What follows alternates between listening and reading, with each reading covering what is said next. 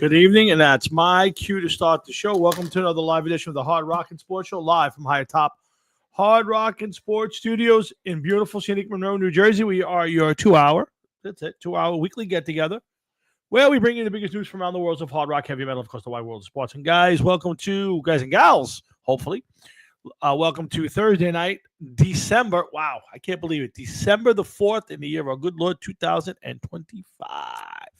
That's right.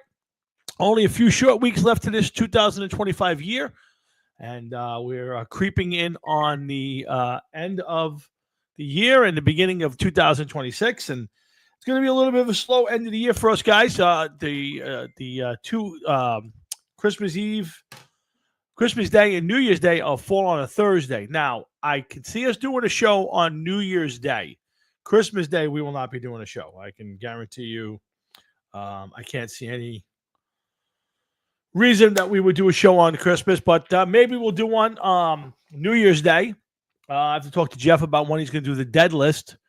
I will not be on the 18th. I believe that's my Christmas party. I just found out today. So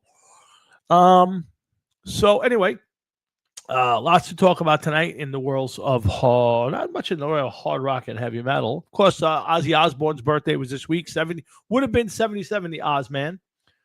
But unfortunately, one of the people who wind up on Jeff's dead list, and I hate to call it that, but that's what we do. Yeah, I think the cultural and musical impact Ozzy had on us won't be recognized for a little while. I mean, I think the whole birth of reality TV, the birth of heavy metal, can easily be traced back to the Ozman.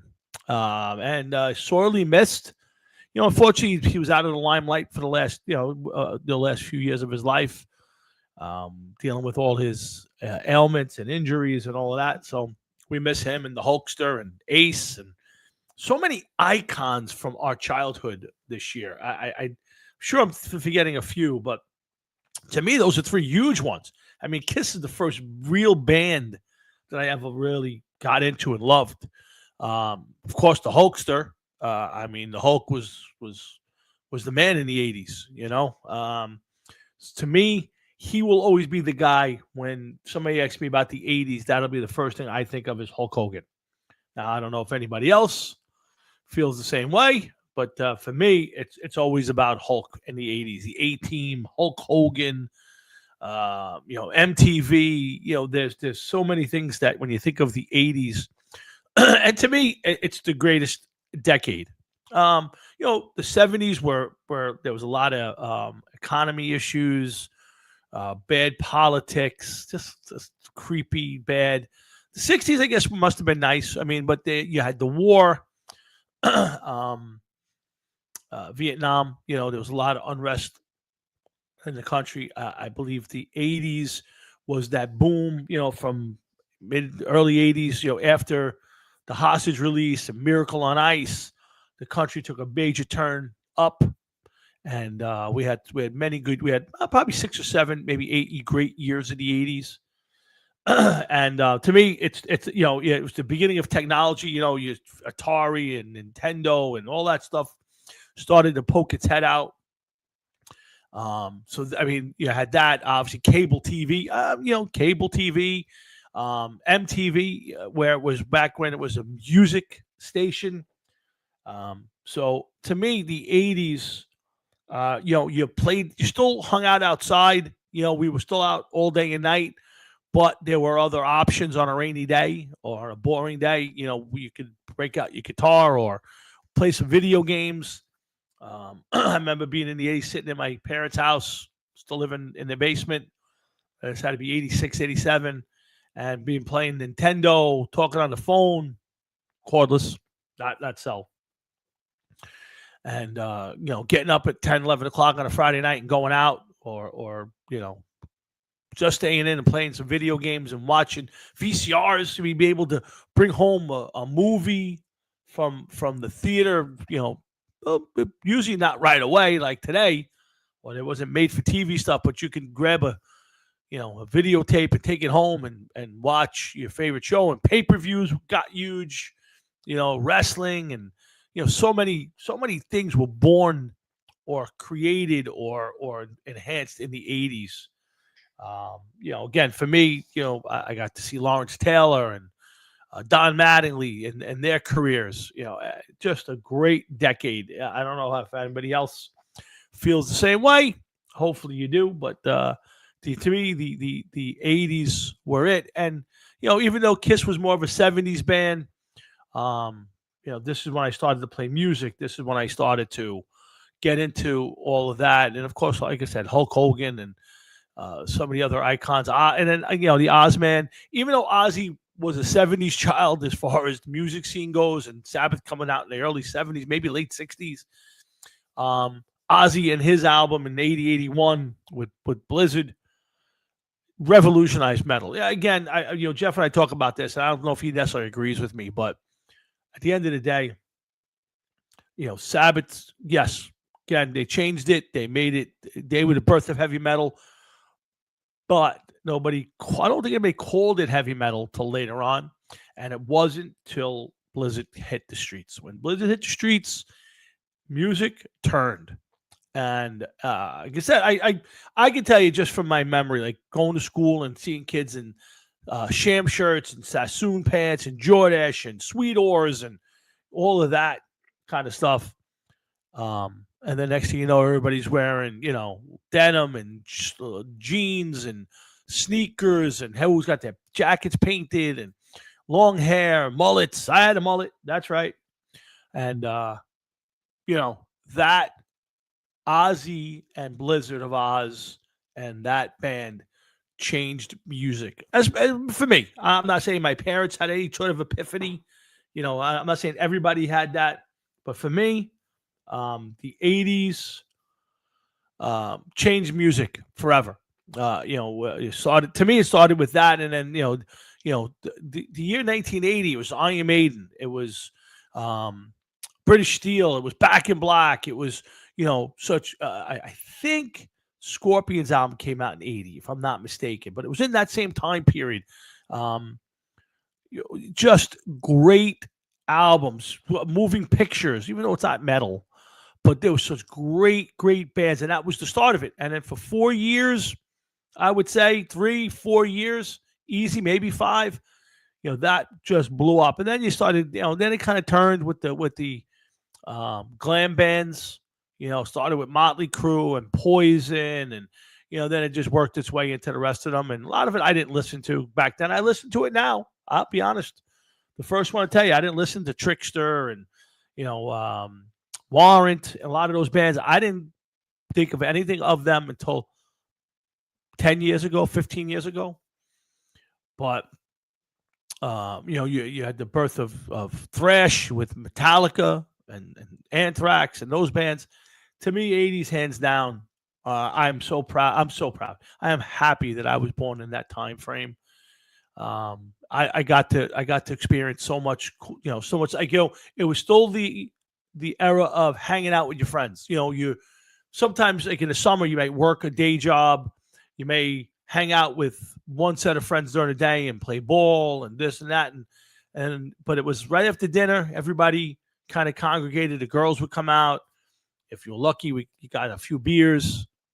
I partake of that much, but and you usually hung out on the corner, and somebody had a boombox, and you listen to different stuff, and it was absolutely a blast. And like I said, but if you got stuck in the house on a rainy day in the 80s, there was MTV, there was cable, there was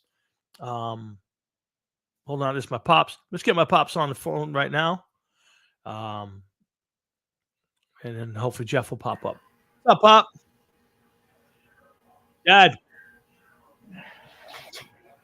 Hey, Dad. Dad. Pop. I don't think. Hey, Pop. Hey, Tom. How are you? How you doing? Good. I'm trying to get this computer to work. All right. You're working here. I can see you fine. I can hear you. Yeah, no, I see. Hey, Mom. That's my mom, everybody. What's on your mind this week, Pop? What's going on? No, not much. Just relaxing, trying to. We put up the tree today. Nice. Yeah, we did that last week. And now your mother's fooling around with it. Okay. Um, so I got one for you. The buzz this week has been about Don Mattingly, and he might be going to coach for the Phillies, this and that. There's also been a big buzz about trying. I know Mattingly's in the. I think this is one of those veteran years where they pick players, and it seems to be a big groundswell for Mattingly to get in the Hall of Fame. Mattingly a Hall of Famer? Yeah, you know what? Compared to some of what I've seen going to, I would say, yeah. Mattingly is, to be honest with you, even Hernandez. His offense wasn't that great, but he was a very excellent first baseman. Yeah. I think Hernandez reminds me a lot of like Ozzie Smith being a great fielder and a good bat. Ozzie Smith could hit. He wasn't great, but it was good. Hernandez was better than good. He won a batting title. I think he won an MVP, if I'm not mistaken. I don't know about that. He did. Yeah, I know he won a batting title, and he was a really good hitter, just not a power hitter, but a great first baseman. Maybe the best ever. I don't think you can lose with him or Mattingly. There's a difference between today MVP Hall of Famer and it was years ago. No, I agree. Before you had a certain standard. Today, it's very hard to be. That's the difference between the Yankees with Judge and the Mets with their Soto average wise. Yeah.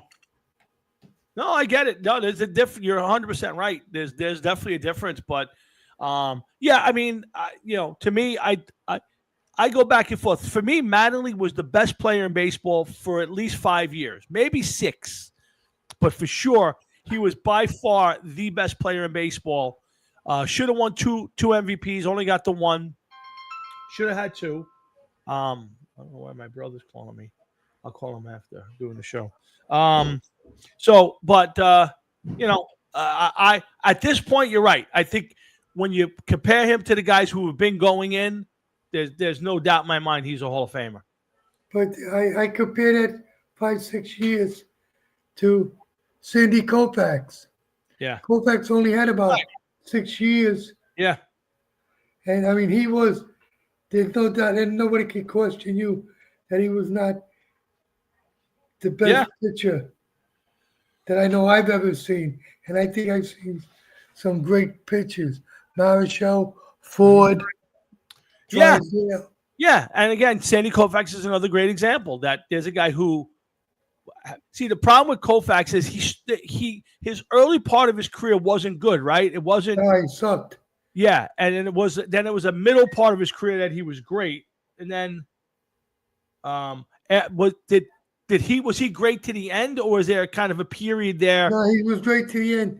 He had to stop pitching because of his elbow. He could pitch a whole game with one pitch. Right. And he did. He pitched games where the only thing we were working was his fastball. I'll give you 3 pitchers. I'm going to give you 3 pitchers. Tell me which one you're taking. In the big game, whatever. I'm going to give you 3 guys. Ready? Koufax, Gibson, or Drysdale? There's no doubt Koufax. Yeah? No doubt about it.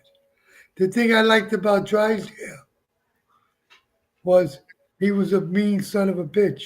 Yeah.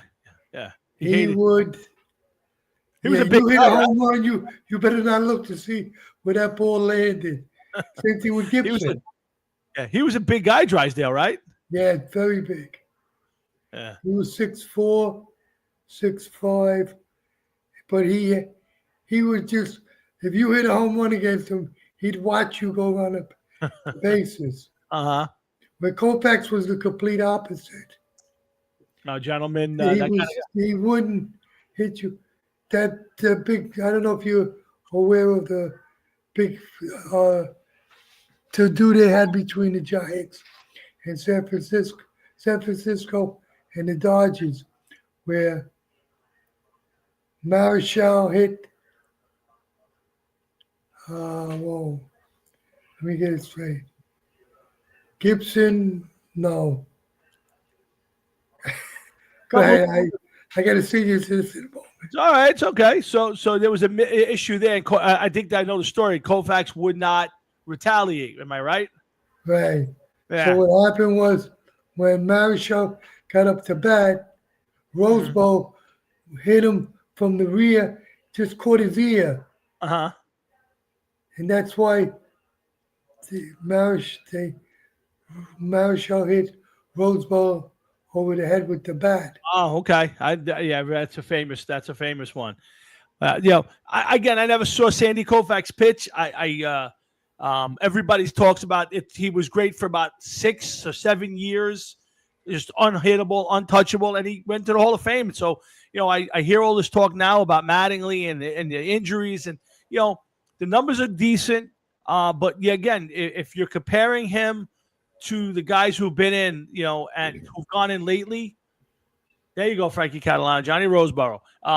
If you compare it to those guys and you count, to me, 5, maybe 6, I'd say 84 through 89, 90, Don Mattingly is the best player in baseball. There is no. I agree with you. So I actually, for years, I kind of, I'm not sure. Now, after seeing the guys get in, I think he deserves to get in. I hope he gets in on the Veterans Committee.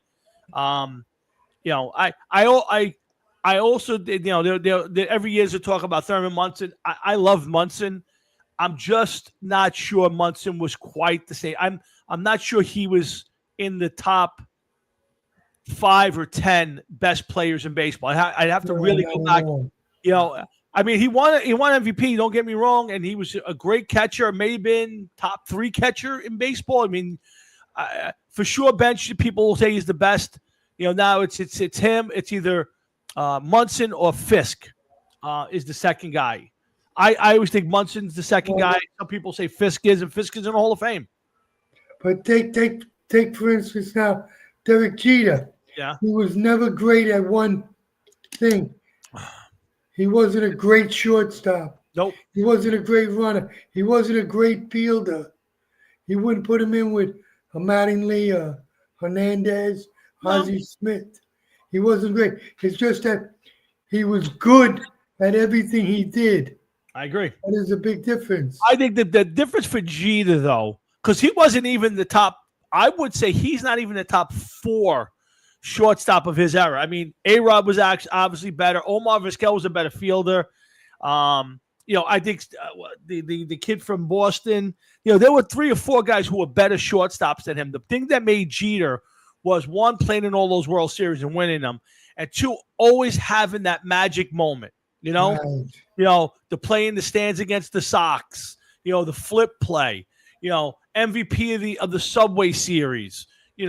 Jeter always seemed to come up with the big hit when it was that. He's that one guy who, whenever there was a big moment, and again, I'm sure he missed on a few, but there's so many big moments where you go, all right, Jerry Jeter's up again. He's going to get a hit, and he did, and home run on a 3,000.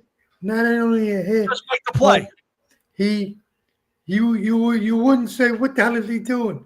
Yeah. He threw to the wrong base. Correct. He everything he did was very, very good, very smart. Yeah. He was a very intelligent ball player. I agree. And that's what I find fundamentally today.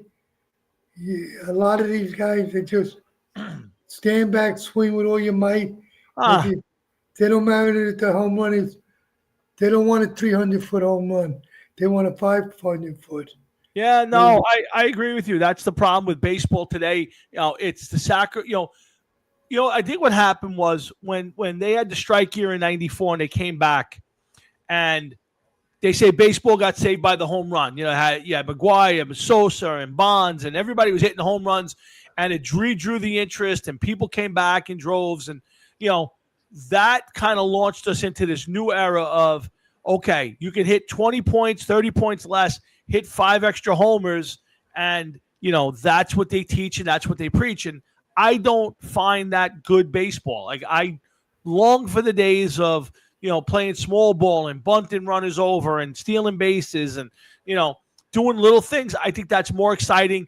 than watching a guy come up in the ninth inning or the sixth inning of a 7-1 game and hit a solo home run 500 feet. Start a rally, get on base. I don't love the way baseball's played. It's like basketball. I was just talking about it with somebody, and I watched the Knicks. They go down on a 3-on-1 break, right? So 3-on-1, you figure, okay, we're going to come out here with 2 points. We're going to fast break it. They pull up and shoot a 3 and miss. Yeah. I can't watch that. Like, I just can't watch.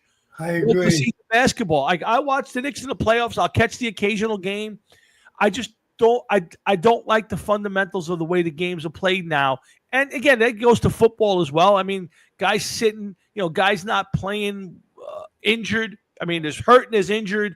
I don't like the philosophy. I watched a guy field the punt on the 1 yard line. I mean, what are you doing? Like, there's stupid stuff in sports today that bothers me. And baseball's probably the biggest one. Now, to me, it's basketball's number 1. And football's number 2. Basketball, everybody. I never saw crybabies in my life. Oh yeah. Oh, if the guy misses a shot, he's crying. Somebody fouled him. Well, everybody thinks they get fouled on every play, and to be honest with you, they call a foul on every play. They don't call anything. Traveling walks, there's no such thing. God, no, they don't do that. And everybody shoots threes. You got guys who are 7'2" and they're shooting threes all day. Yeah. I don't like the way the game's played. Again, that's fine. That's the way it goes. People seem to like it. To me, I want to see fast break basketball. I want to see guys play defense. I want to see get the ball into the pivot and let the guy move the ball. It's a different philosophy. There's nothing wrong with. I guess if you like it, that's fine. It's just not for me. Basketball, I'll wait for the playoffs. And football, it's just nobody punts. No such thing. It's you're up 10 points. There's 3 minutes left. You're going to go for it at midfield. How about punting the ball away and force them to go 90 yards? That's the philosophy of sports today is disappointing for me. It's very fair. Fan orientated. Everything's to younger fan. It's the younger fan, the yuppies. Yes, it's built for fantasy sports. It's built for bet. Think about it. If football was playing games that were 10-7, 14-7, 14-10, it doesn't do anything for fantasy. Nobody's scoring points. No, nobody's betting because these guys are betting every play. Is it touchdown here? We pass it, we running. So if you played a real football game and you spent half the day punting and kicking and people's attention would be lost. So they want you to throw 40-yard bombs. They want you to go for 4th and 22s, and they don't want you to punt. They don't want you to play fundamental football. This is the game they want you to play. But to me, this is causing teams to lose. I mean, look at they're already talking like the coach for the Lions. He's turned that team around, and there's whispers they want if they don't make the playoffs, they're going to bounce the guy out. I don't think he's a great coach, but 5 years ago they were on a 30-year run of not making the playoffs. Well, it's a lot of times it has nothing to do with the coach. No, it has nothing to say on what they're drafting. You take the Giants. Giants have been sucking for the last 10 years. Yep. Basically. Sure. And they're getting good drafts. Yeah. So who's doing the drafting? Somebody's got to be the GMs. See, here's the thing for me. I liked the coach and the GM. The coach, basically, you got to win. At some point, you got to start to win football games. And you can't lose 5 games where you're up in the 4th quarter. You can lose 1 of them. You can lose 2 of them. But when you cannot lose 5 games that way. It's just whether it's the defensive coordinator, it's the players, you're the coach. When you lose 5 games, you're going to get fired. Now, the GM, I think he's brought in some good players. I thought he did a great job getting Dart in here this year, trading in.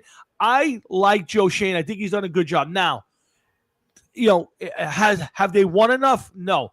Do you say, hey, I drafted the right players, we got to get a better coach? He picked the coach. So at some point, do I want him to stay? I think I do. I'd like to see Joe Schoen stay. and I like to let them see get a veteran coach, and run the team.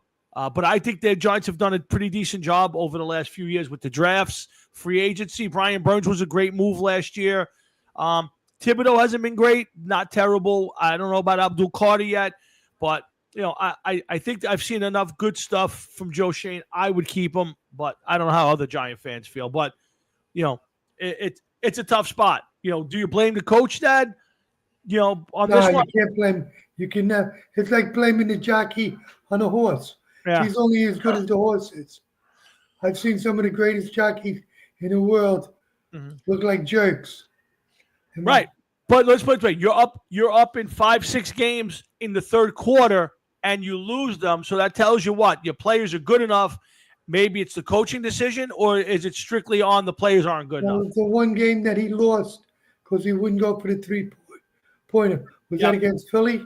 I don't think it was Philly. It was Philly. Denver.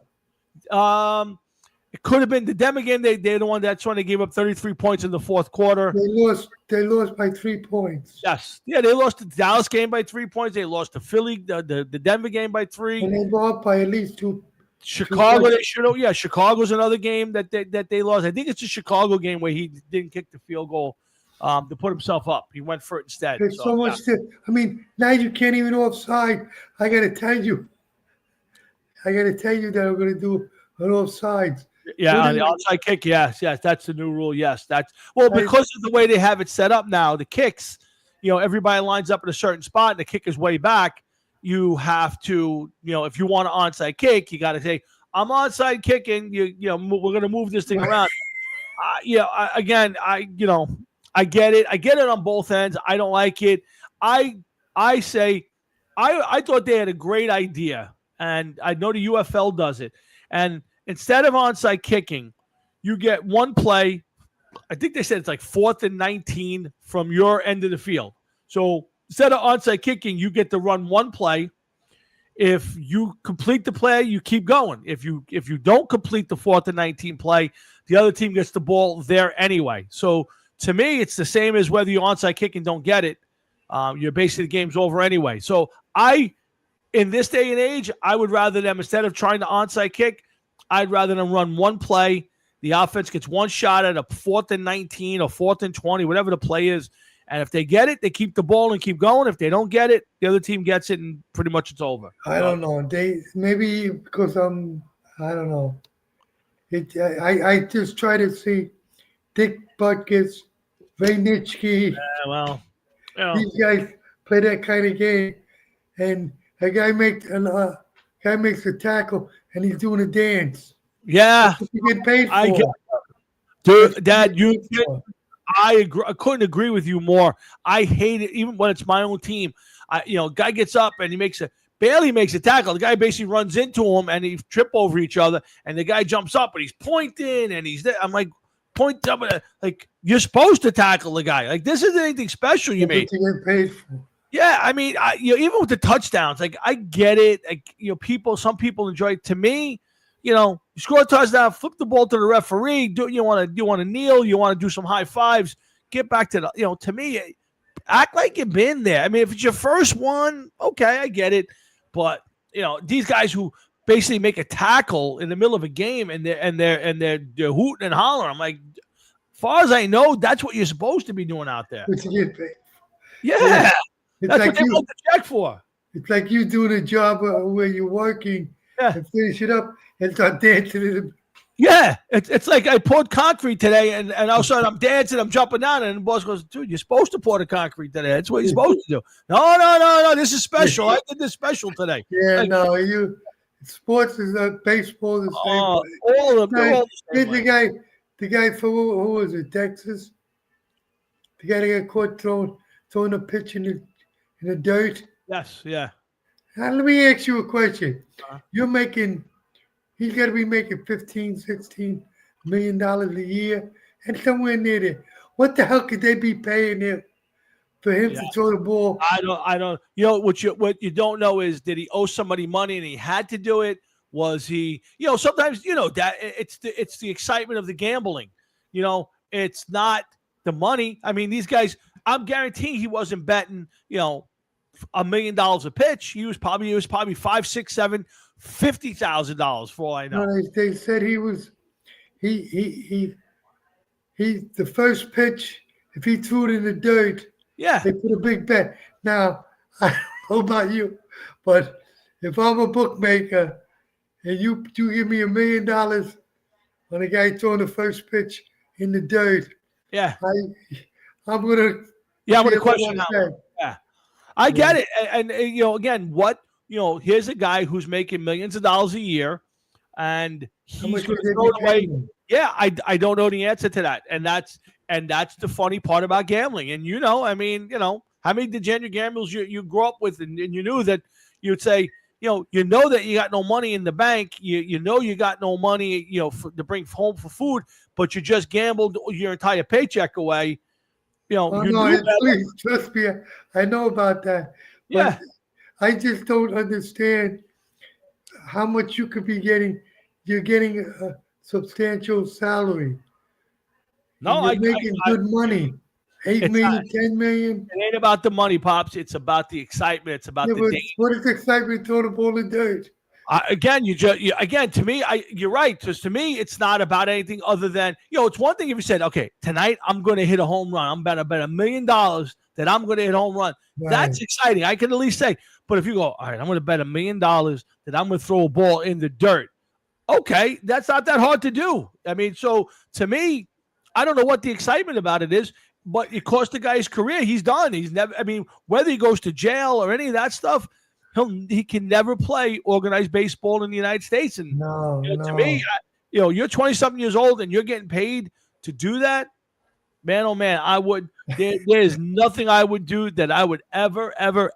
I mean, you're a pitcher in baseball and you're halfway decent. You're making 10, 12, $14 million a year, and you can ride that for 10, 15 years if you're even halfway decent. I don't know why you'd ever want to do anything different, but I don't know. But if you find out, let me know. yeah, you and me both. Pop. But it is what it is. It is what it is. So Where's Jeff? I don't know. He's having problems with his computer, so He's hang out running. with me. Yeah. So no, yeah, he's trying. So we'll see if he gets on tonight. If not, it'll be an early night. No big deal. So what else is new in sports? That's it, Pop. I mean, there's a lot of football stuff going on. Good football game on tonight. I know you don't watch the Amazon games, but the Lions and the Cowboys tonight should be a big game. There's Jeff. He's there, but he's not on here. So that's a big lot of we get into that nitty gritty time of the NFL. So we're trying to trying to figure out the playoffs, and I don't think I got a little bit of Mets stuff this week. The Mets, a lot of infighting. You reading about that? The Mets, you knew that was going to happen. I think that's what happened with him, with Judge. I don't know. He I never wasn't heard number any of that. Any team that he went to, he was not number one. Even when he played with San Diego, Yep, I know. Machado was number one. Yep. He went to the Yankees, Mm-hmm. and Judge was number one. He came to the Mets, and what's the Lindor? Lindor is number one. Well, they didn't I say don't there know was. if that has a lot. They didn't say that those two had a problem. They just said they was cold. It wasn't friendly. So Well, he wasn't friendly with Judge either. Well, again, I think he's just one of those guys who probably keeps to himself and he just goes out and does his job. And listen, he's a heck of a player. There's no doubt about But it. you can't take it away. Right. But he's a dimensional player. Well, He's to me, offense. Yeah, Defensively, I I've don't think he's seen better than him. Yeah, I don't think he's terrible defense. Like, He's the not one year, terrible, but he's got. yeah, watching him the 1 year with the Yankees was fun because I got to see him play, and he actually has a good arm. I won't say he's a cannon, but he makes the throws and he does a good job out there. And he's not a terrible outfielder. I don't watch a ton of Met games, but I find him to be a lazy outfielder. Like Yes. he does, I don't feel like he's chugging every minute. I don't feel like he's and he's certainly not a great outfielder. I would say he's average, maybe a little above average. I just don't find him to be. Now, I think he's a great hitter. I think he had a rough start to his season last year, but put up good numbers. But the guy's a great player. If the Yankees signed him, I would have been happy. I thought he'd be overpaid. on that team, and to pay him more than Judge, was a little funky. But I think the Mets got a good player. Is he going to live up to the contract? I don't know about that. That's the question of the day. Is he going to? I didn't think the Yankees were going to sign him because the Yankees were one ball player away from going to the World Series like last year. They needed help. They needed help. I think in the end, I love the fact that they got Bellinger. I love the fact that they got Freed. They got those players. Here's Jeff. Let me get him on before his computer craps out again. What's up, Jeff? No, I'm not on the computer. How you doing, Mr. Florio? I'm not on the computer. Jeff. I'm on my phone. Oh, you're on your phone? Yeah. I'm gonna let you guys go. All right, Pops. I'll Jeff, see you. Take care. Say hello to everybody. Hope you had a good Thanksgiving. Same to you, Mr. Florio. I'll say hello to them. I'll let them know. I will. All right, Pops. I'll see you later. It's my dad. He checks every week. He kind of co-hosted the first part of the show with me while Jeff was trying to figure it out. Now that he's semi-figured it out, I guess. Well, no, I didn't figure anything out. I figured out that this computer sucks balls, and I have no idea why. This computer was been babied since day one. One day I went on YouTube, and I left the computer. I went to sleep, and then all of the fucking problems started. Did you ever try like factory resetting it and all that stuff? I don't know how to do that. Yeah, I mean, you go into settings and then you can reset it for the factory, and it'll basically wipes everything off your computer that you installed.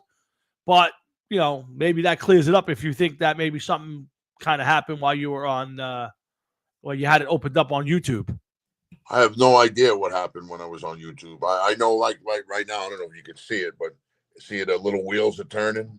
Well, you're a little high on it, but I got you. The pages don't load. Gotcha. And I don't know why. So I'm just gonna say fuck this and shut it down. I hear you. All right. So Jeff, we'll do the best we can with what we got. And my question to you is the magic question, Jeff. How was your week? It was fine up until about 30 minutes ago when I tried to get this thing on fucking line. Well, but other than that, it was all right. Yeah, listen, maybe Santa will come and bring you a new computer. Who knows? You never know. Maybe. Who knows? Who knows? I know that this is very aggravating and annoying. I got you. Believe me, I understand computer issues. Believe me. So I started off the show. First off, I want to wish Frank the Catman a happy birthday. It was his birthday this week. So Catman, happy birthday to you. Hi, Mike Fulco. So happy birthday to the Catman. It was also Ozzy's birthday this week. So I was talking about Ozzy.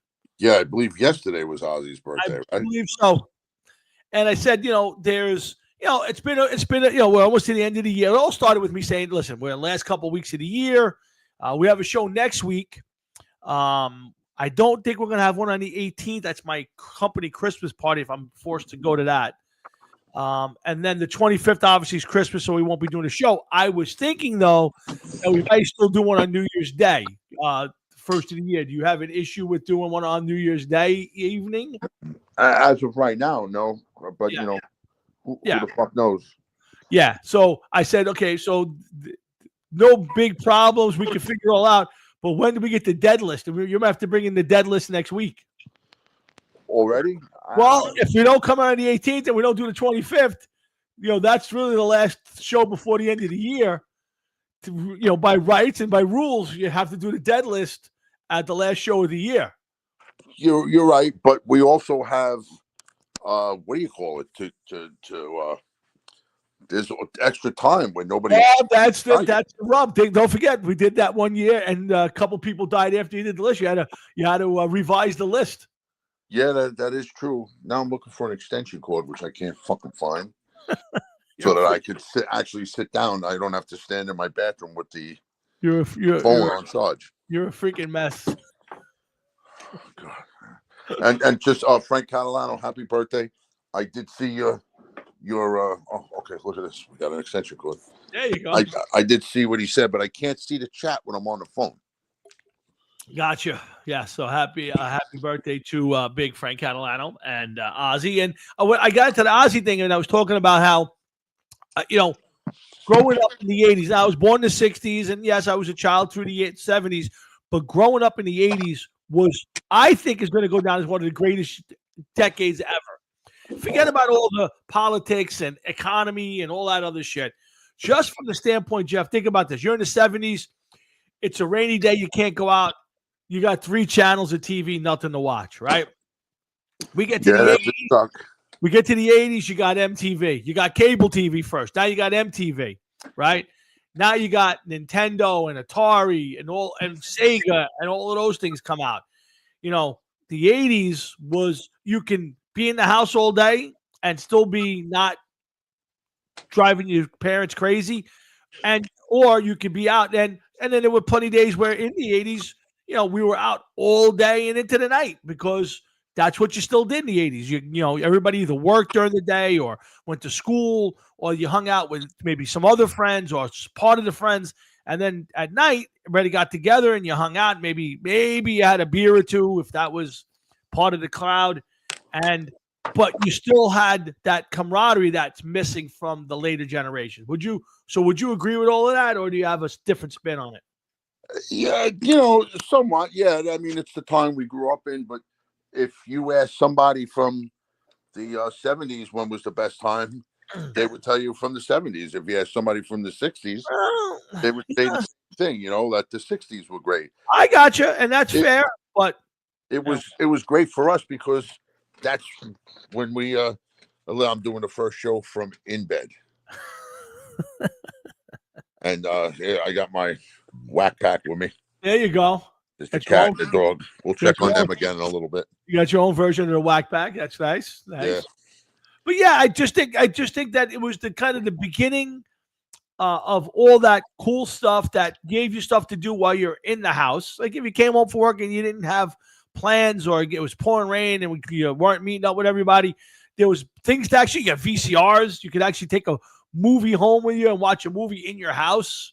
You know, thanks to videotapes, I was able to perfect the camel clutch. That's true. And put it on Joey. That's very true. Listen, pay-per-view was got huge in the 80s, especially that. I mean, wrestling blew up in the 80s. Again, hence the camel clutch, which is still the greatest vision of my entire life. But yeah, just, you know, to me, I can sit here and argue with the 70s kids and the 60s kids and even the 90s and after kids that the 80s was the best generation, was the best time to grow up. I mean, life was good outside. You know, the economy was good. Parents were working. People had money. And you had all these new things. I mean, do you remember when MTV hit the streets? Do you remember that? Yes, MTV was out for several years before I got cable. And there was people that I knew that got cable, and I used to watch MTV at their house, and I was pissed because we didn't get cable right away at my house. Yeah. And all of a sudden one day my mother was like, "We're getting cable," and I was like, "Oh, finally I get to watch MTV." And then I got cable. It went on, and they played the same Aerosmith video all day long. It was. I don't remember exactly when we got cable for the first time. I don't know if I was still living in Rosebank on Tompkins. Now, we moved out of there in 86. So I think we already had cable. Now, we had a VCR when I was in high school. That I remember. But I don't remember. You know what? I'm pretty sure we had cable in part of the 80s. I remember watching Ranger games on cable. So to me, it was that, you know, all of a sudden there were music videos on Saturday nights. You can, you know, not necessarily on cable. NBC had them, I think it was. But it was just a great time. But again, you were still, even with all of that stuff, you could still go outside and hang out for 12 hours, play wiffle ball with your friends in the day, and then go hang out in the trestle at night and have a beer or two and listen to somebody's radio boombox with the latest new songs and music, and metal came out then. And it was just, to me, it's just the greatest period. To me, it's the best decade you could have grown up in. That's my opinion. Well, like I said, it's what we knew. It's what we grew up in. It's when it all happened for us. And, you know, we entered our 20s and the mid to 80s, and it is what it is. And now here we are. Yeah. Creeping up on 60. Yeah. are about to kick the door down soon. That's true. That's very true. But I was thinking about when I was talking about the end of the year and the dead list. I was like, "What's good? This might be the most star-studded dead list of all time." Because you get, I've often thought of that. There's a lot of people. Well, I mean, there's always a lot of people, but yeah, Ozzy, Ace, Hulk Hogan. I mean, just at the top of my head, those three alone make this a huge list. I mean, think about it. Yeah, I agree. I'm sure there's more. And I'm sure your list will be quite extensive this year. But well, now I'm under pressure to start doing the list from now. And I think you have to. Well, like I said, I think we have to make a decision on the New Year's Eve show. If we do one on sorry, not New Year's Eve, New Year's Day. If we're going to do a show on Thursday, January 1st, I'm off that week, so I'm good. I don't believe I'm going anywhere. I think at this moment I'm staying home.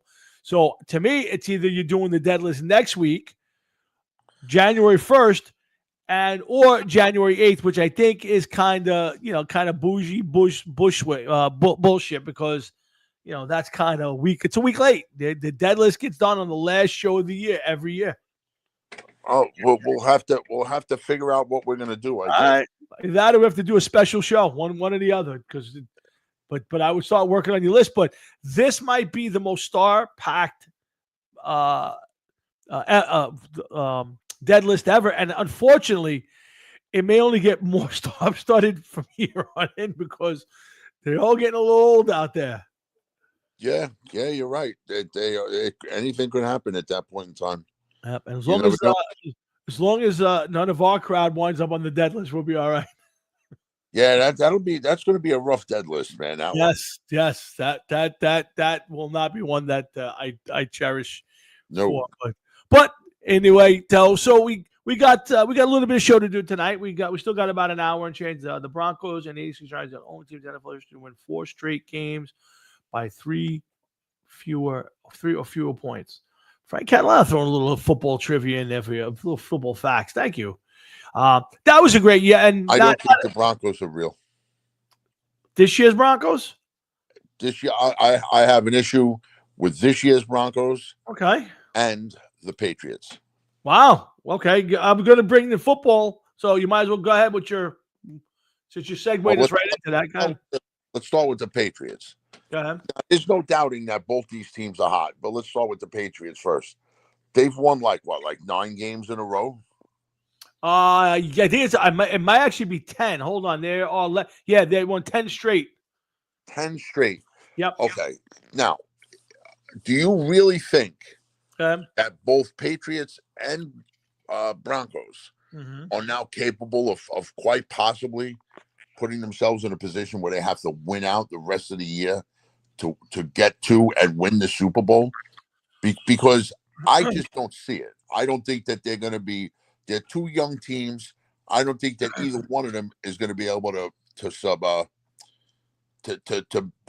get along with a win streak that long, man. I'm sorry. I just don't. I don't disagree. The Broncos have won 9 straight. So I've always been a fan of, especially in football, of losing a game down the road. So it just kind of breaks it up. Because you're right. It's very hard to win out. If they were to go, win their last 5 regular season games and then win 2 or 3 games in the playoffs, that's a lot of football to win straight, 17, 18 games. Well, let's say the Patriots. Let's stick on the Patriots for right now. But let's say the Patriots. You're saying they were 0-2 and they've won 10 in a row. Patriots were 1-2 and won 10 straight games. Okay, so they're 11-2 right now. They are 11-2 right now. Yeah. Okay, so if they won 11-2, that's 13. They would have to win 4.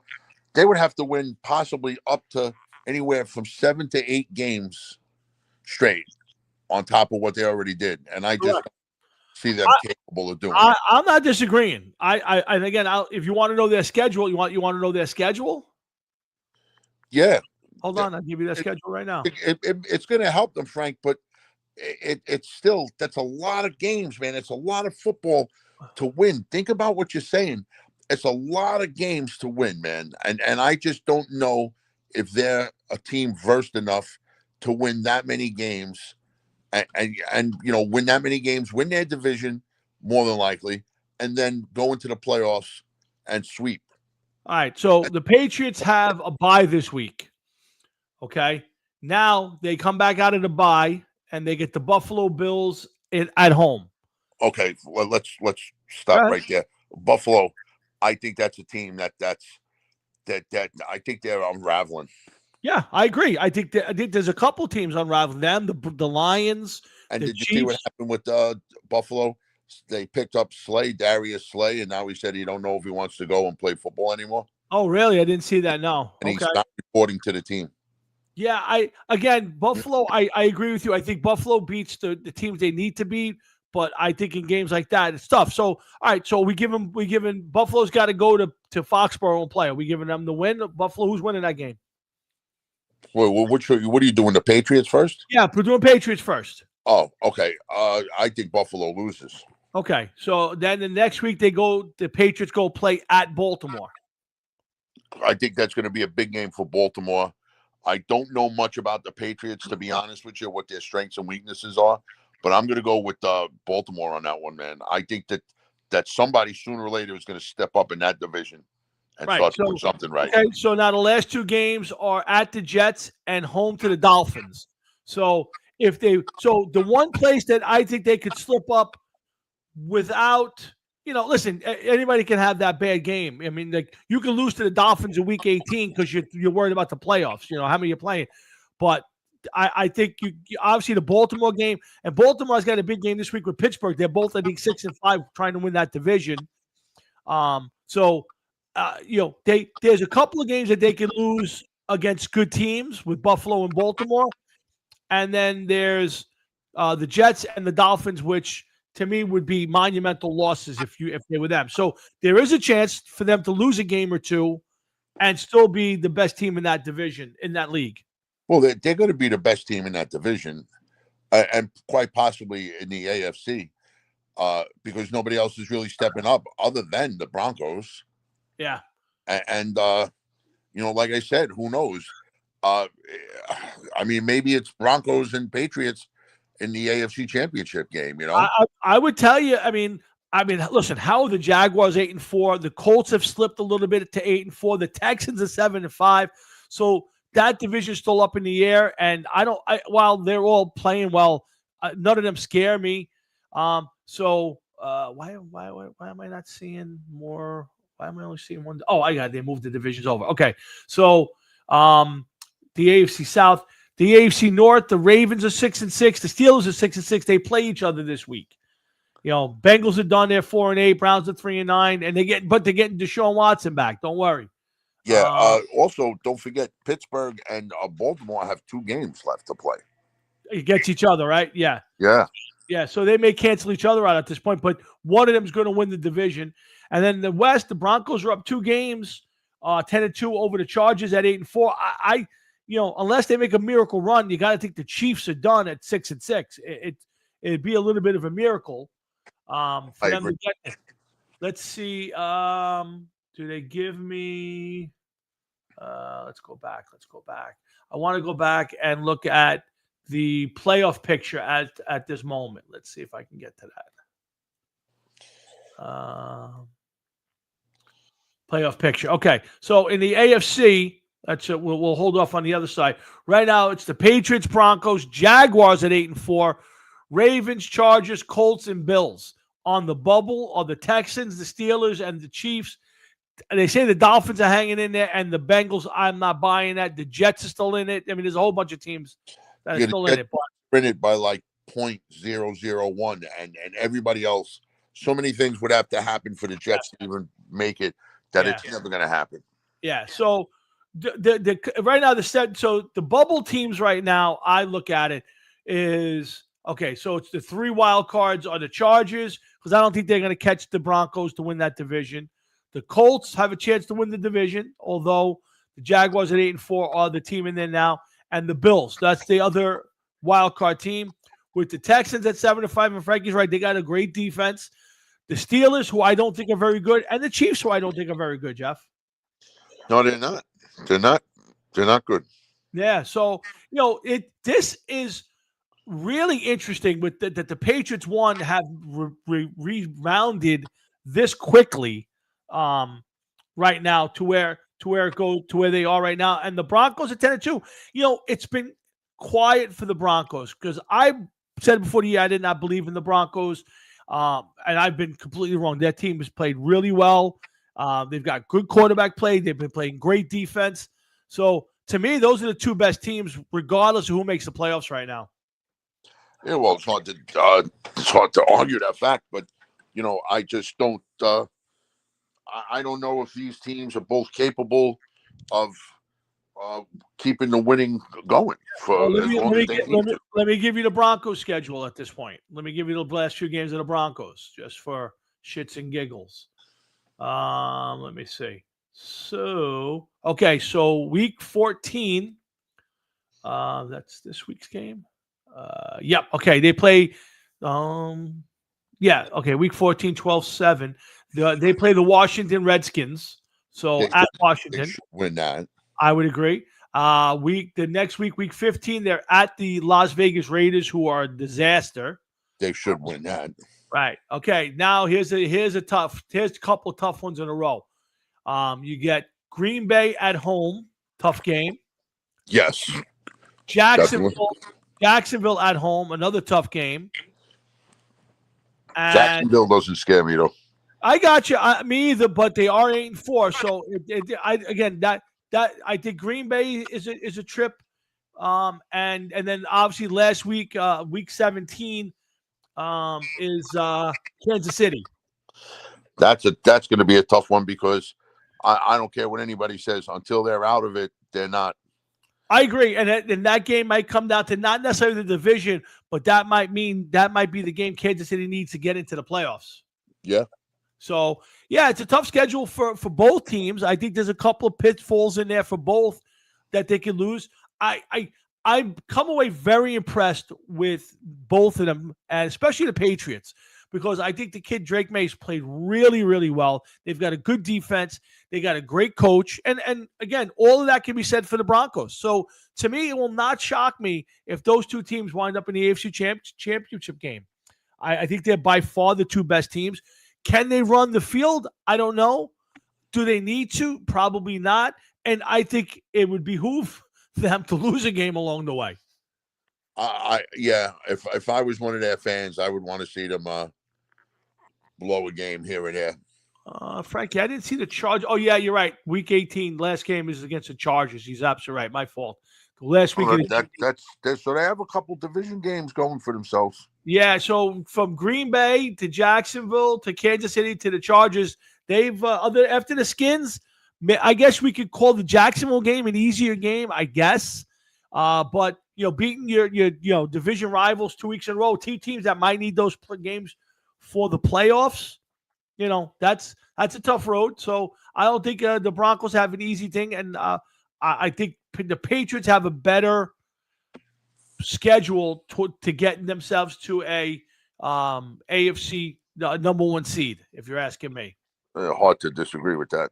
Yeah, so let me get the standings back up again. I want to talk about the NFC because tonight's a big game. Cowboys, Lions. I mean, Jeff, I've actually heard on 2 or 3 different places that there are rumblings in Detroit that if Detroit doesn't make the playoffs, there could be a coaching change in Detroit. Now, I don't believe the rumor, but that is what actually has been on the air. Wow, that's a little fucked up, I think, man. Well, think about it. 5-6 years ago, they were on probably a 30-year streak of not making the playoffs. And to know that they've turned around. Now, I would say this year, the fact that they're 7-5 and third in the division, I get it's a tough thing. Now he lost some players, he lost his 2 coordinators, but this Lions team has not played well, and they are desperate to win tonight. So are the Cowboys. Both teams need to win tonight. Yeah, but you know what? Just knowing that your team lost both your coordinators, your offensive and defensive coordinator. Yeah, I know they lost some players. Every team does every year, but they didn't really lose too many big name players, too many starters, because most of them are there playing. No. Again, they've. So now I'm going to go through. These are the games this week. These are the big games. Let me see here. So Dolphins, Jets, not a big game. Commanders, Vikings, not a big game. Browns, Titans. Oh boy, Seahawks, Falcons. Not a big game. Ravens, Steelers, a big game. Yeah, these two teams 6-6. Got to have this a big week. Colts, Jaguars. That's a huge game for that division. Both teams 8-4. And I watched the Colts game. That team's a good team. I'm not sure they're ready to win this year.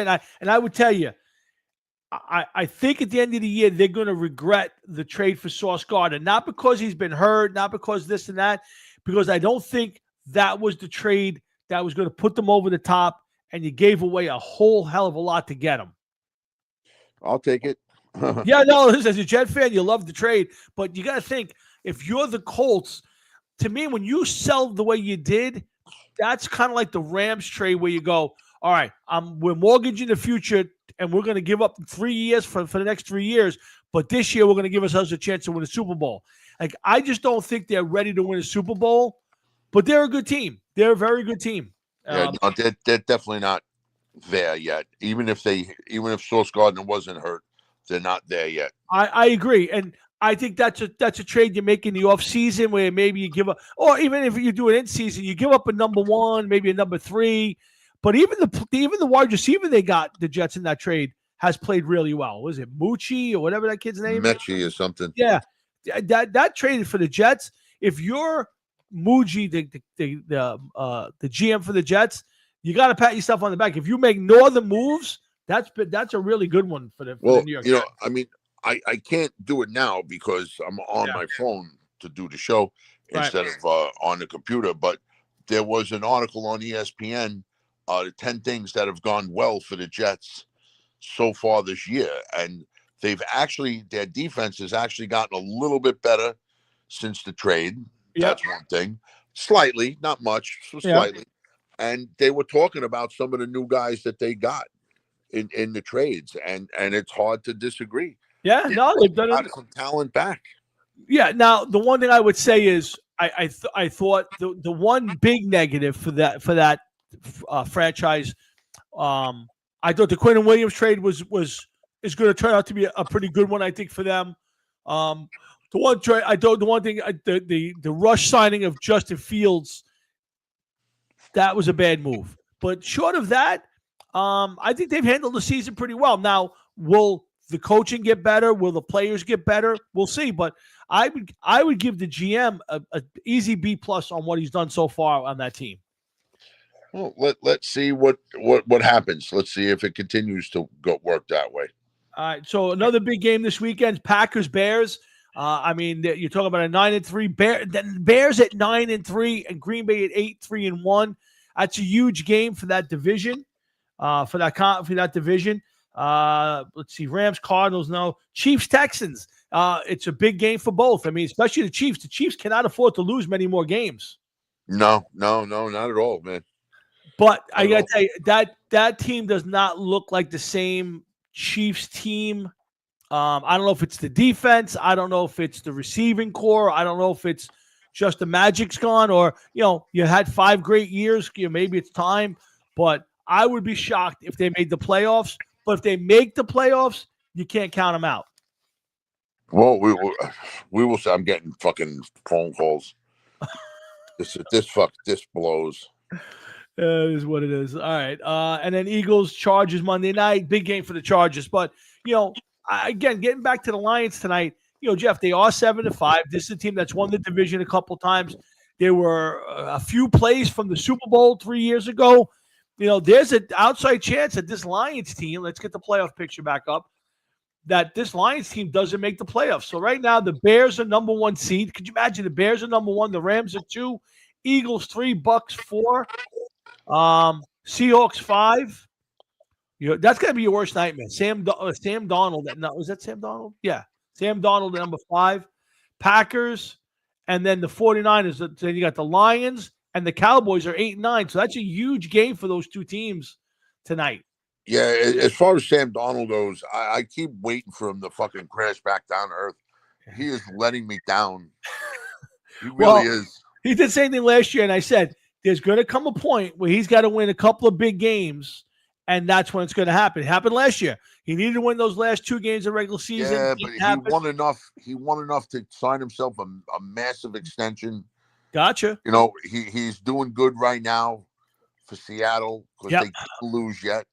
Nope. So they're still winning. They did not lose yet. Yeah, 9-3. He has the right now. He leads the NFL in like passes for over 20 or 30 yards. Yeah. And I was like, you've got to be fucking kidding me. Hey, Will Cloak, how are you, buddy?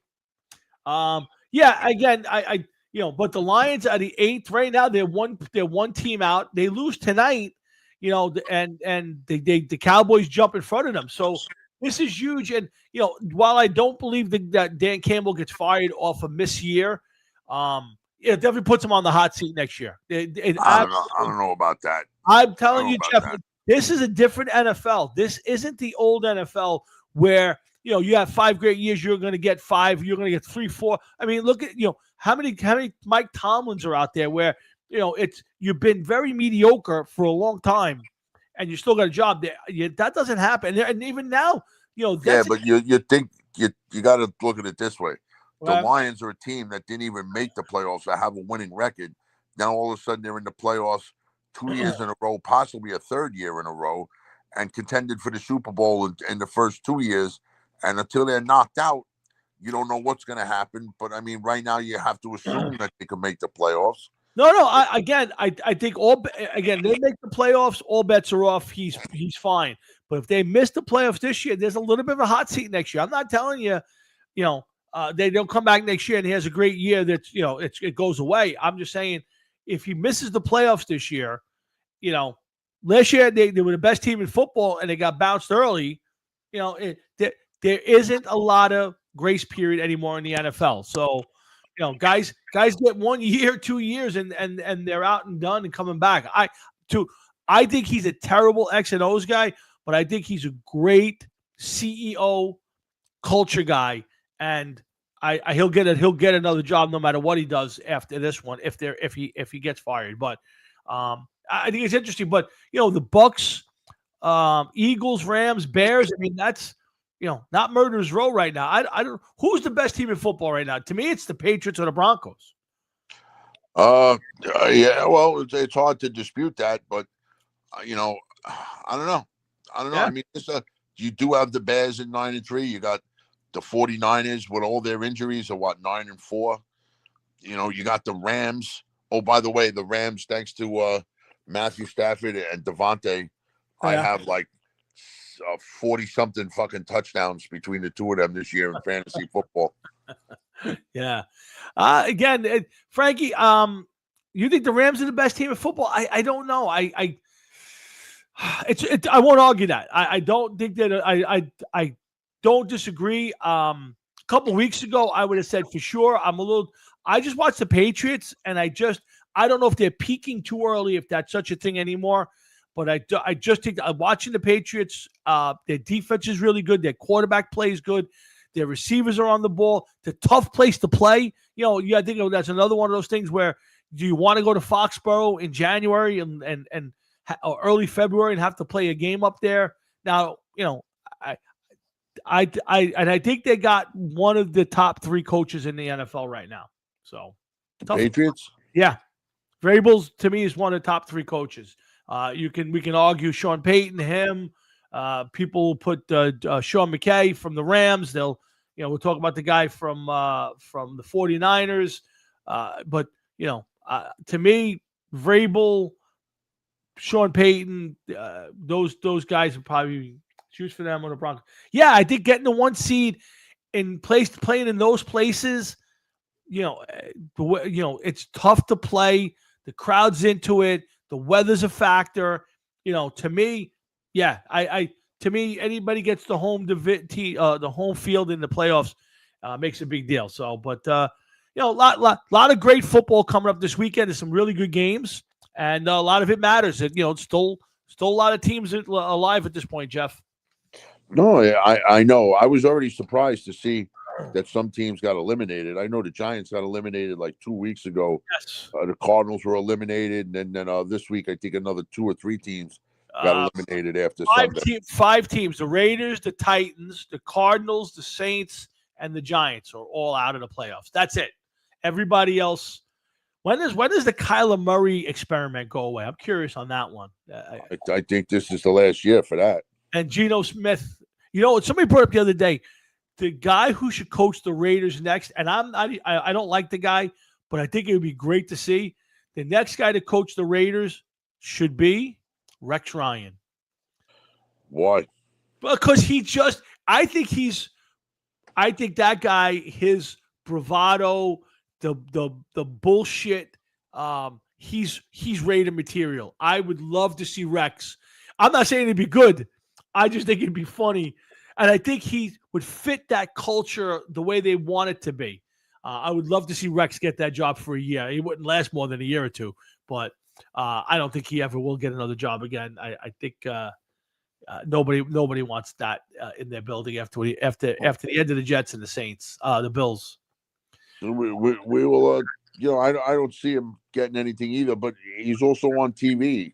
It's got to be a lot easier of a schedule for that. Yeah, no, but he wants another job. Yes, and Frankie, we do know the Cousins are riding the top of the South Beach Panther, the South Beach Fantasy League. That's right, Frankie's Cousins, and then Iggy Mo top three are at this point all South Beach guys, and it's going to be an interesting end of the season. But what is the standings for that right now? Because who knows if I can ever get on my computer again to see them. I will update you, everybody, right now. I'm sure everybody's sitting on the edge of their seat trying to figure it out. I'll tell you 1 second. I got it up here right now. Let's see. Is it scheduled down there? No, it's not. Sometimes it opens up. Standings, Jeff. As of this week, currently, Jeff, Frozen is at 10-3. Catman's Orange Crush is at 10-3. Separated by 97.4. All that separates the two cousins. DJ No More, otherwise known as Iggy Mo, 1 game back at 9-4. And Matt and then Blackest Sabbath are tied for 4th place. Matt is up by about 200 points. That's where he's got you back. But Matt is technically in 4th. Jeff, you're creeping up on 8-5. You're right there. What do I got? 3 in a row I won? 4 in a row. You've won 4 straight to get yourself back into playoff contention. 4 straight. Yes. Let's see if I can figure out the schedule. So this week, let's see. Jeff gets the DC Rippers at 6-7. Matt has Big Blue Wrecking Crew at 4-9. So both of you guys should sweep your games. Let's see. The cousins. Let's see. Frozen's against Bee's Knees. Catman against the Underachievers at 4-9. So it is a big week. I'll give you week 15 for the hell of it. See, Matt would get Bee's Knees. Jeff's got the Catman's Orange Crush. Jeff this is going to be a big one in 2 weeks, Jeff. You and the Catman, you can knock him out of 1st place or knock him. He's in 2nd technically. Hopefully by the time we're done, he's in like 5th. And you need to keep winning. Yeah, that's the bottom line. You need to keep winning. And let's see, week 16 would be the playoffs. So Jeff, you need to win out, and you need to hope that Matt stumbles along the way, or you need to score a ton of points. Well, listen, it's a team that's starting to come into its own, man. Yeah. No, listen, I got it, and I'm excited for everybody. I think it's a lot. Where were you in all of this? I'm at the bottom of the league, Jeff. I've bottomed out at 2-11. I've bottomed out at 2-11. I've gotten blown out. I've gotten close. My whole squad. Burrow's been hurt all year. Just came back. When he came back, didn't even know he was coming back. I didn't play him. Godwin's been out all year. Malik Neighbors has been out since week 3. Garrett Wilson hasn't played. My team's a shambles. If you saw what my bench looked like, you go, that's an all-star team, and it's just nobody played. I'm curious to see, because when we were working together as a unit, yeah, and I was carrying the team. Oh boy, here we go. Yeah, and we were, right there on the cusp of the playoffs, and then when the time came for us to go our separate ways. I ended up going my first year straight to the championship game, man. That is correct. Wound up second place here, and you got my undying admiration because you didn't take the easy way out. You played the game, you lost, and you did the right thing. Well, $50. I do try to do the right thing, and now this year, here I am clawing for a playoff spot, and I gotta say, I want to congratulate 3 players on the team, which are Matthew Stafford, yep, Devontae Adams, okay, and Jamal Gibbs. It's okay. Listen, I Gibbs would not have changed the outlook of my squad this year. With all those guys hurt, there's nothing I could do. 12. The hard thing about 12 teams is the waiver wire is slim pickings. Well, yeah, because you really are getting garbage after a while. I got the running back from the Bears. I got him off the scrap heap. He got a 30-something point game. He's been great every week. I did the same thing with the running back from Sean Tucker from the Bucks. I got him the week I got him. He scored like 38 points. But again, everybody's been out all year, and just that's how it goes. So I'll be back next year, and we try it again. I'm already looking forward to next year, man. I will tell you this: next year's draft will not be during the show.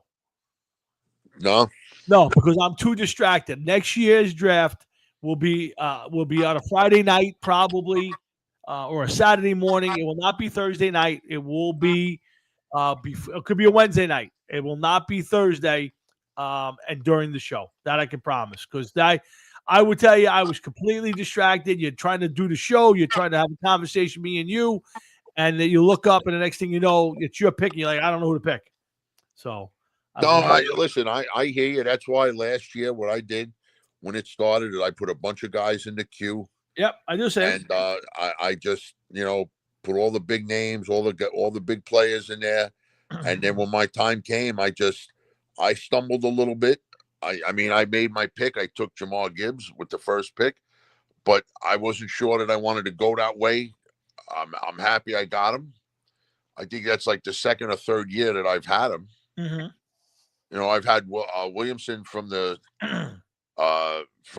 Lions for several years. Look at this, my fucking Christ. Oh, and by the way, Catalano says he's going to sit his players for you. He wants you to make the playoffs. Yeah, I know. Listen, I good. I hope so. I need Matt. I don't know if Matt is still on the waiver wire every day. Every day. I'm telling you, if he's not on the waiver wire, he's making these craziest bets you ever saw in your entire life. If I tell you the amount of money he gambled he gambled with this weekend, you'd shake your head. He's out of his mind. He's completely out of his mind. Completely. Right. But does he win? Well, I don't know. He says he does. All I'll say is this, and I'm not accusing him of anything, but every one of the bets I got from him, I'll win 2 out of 3, 3 out of 4. I don't know if he's doing them all separately or parlaying them, but he'll say, I love these 4 picks, and you win, and then 3 out of 4 of them win, or 2 out of 3 win, and you lose. So, I mean, I haven't had a winning weekend in a while. I took a couple weeks off. I'm going to come back this week and start again, but I haven't hit a good one in a while. It's been a while, so we'll see. But hopefully you hit something. And he's a maniac. He's a maniac. That's all I can tell you. And yes, he's probably up at 4 a.m. deciding which third tight end from the Colts or the Broncos or the Seahawks he's going to take in this week's game. So that way he can score points. But this is the best he's done in this league so far. He's never been this high up at this point in the season. So congratulations to Matt. Good luck to him and you. Either way, one of my buddies is going to get into the playoffs, and we're going to have 4 friends. Joe Fro, his first year in the league, jumping in right now at number 1. So these other guys, they got to realize too, the bottom could fall out on them, man. Sure. Again, a couple of injuries, a couple teams don't play. A couple teams don't play their players. It happens. Yeah, like I have to go on. I didn't go on this week, but I all of a sudden Thursday night's here. Yeah. Fuck. So now I can't do nothing about Thursday night's game, but I do know Then I have 2 Lions playing tonight. They're some of my starters. St. Brown is injured. So, that other receiver from the Williamsons, whatever his name is, I'm hoping he has like a 900-yard night and 7 touchdowns. That'd be great. That would be good, I guess, right? Yeah, we'll have to see, but one never knows what's going to happen there. Yeah, one does never know. Yep, I agree. Never know. It's again, we got a lot to talk about this week. Got some injuries again. Hard Rocket Sports, Jeff and Tom on the air, doing our show as we do every week. For some reason, I can't seem to. What is that about? Hold on a second. I got to reboot something here. What is that? Your computer? Yeah. Yeah. For some reason, it didn't seem to be charging properly. But I think I'm okay right now, and I'm just making sure everything works. That's all. I think we're in good shape right now. Okay. So again, we'll see how it goes. But in the meantime, a couple things I want to bring up. Did you didn't watch the Giant game? Boy, I am plugged in. Why does it say I'm not plugged in? Hold on a second. I got to get my other charger. Talk to Frankie for a minute. Give me 1 minute. Well, I don't even know if Frankie's there. You there, Frank? I can't. Well, I'm looking to hook up my computer now. I'm going to try to start it up again and see if I can get on the fucking laptop again, because all of this talk about fantasy football, and I need to check my team, and the only way I can do it is on here. So I'm hoping that this motherfucker goes on. Let's see. Who somebody said something. Was this? All right. Frank, you're decorated for Christmas, all ready to go, or what? You all ready? I got my 2 trees up. I got trees last weekend up and decorated. And just all right, now we're all things. So holidays, Jeff, are here. We trees up, everything good and ready to you got all your Santa stuff up? For the most part, yeah. There's still some stuff that we have to get out.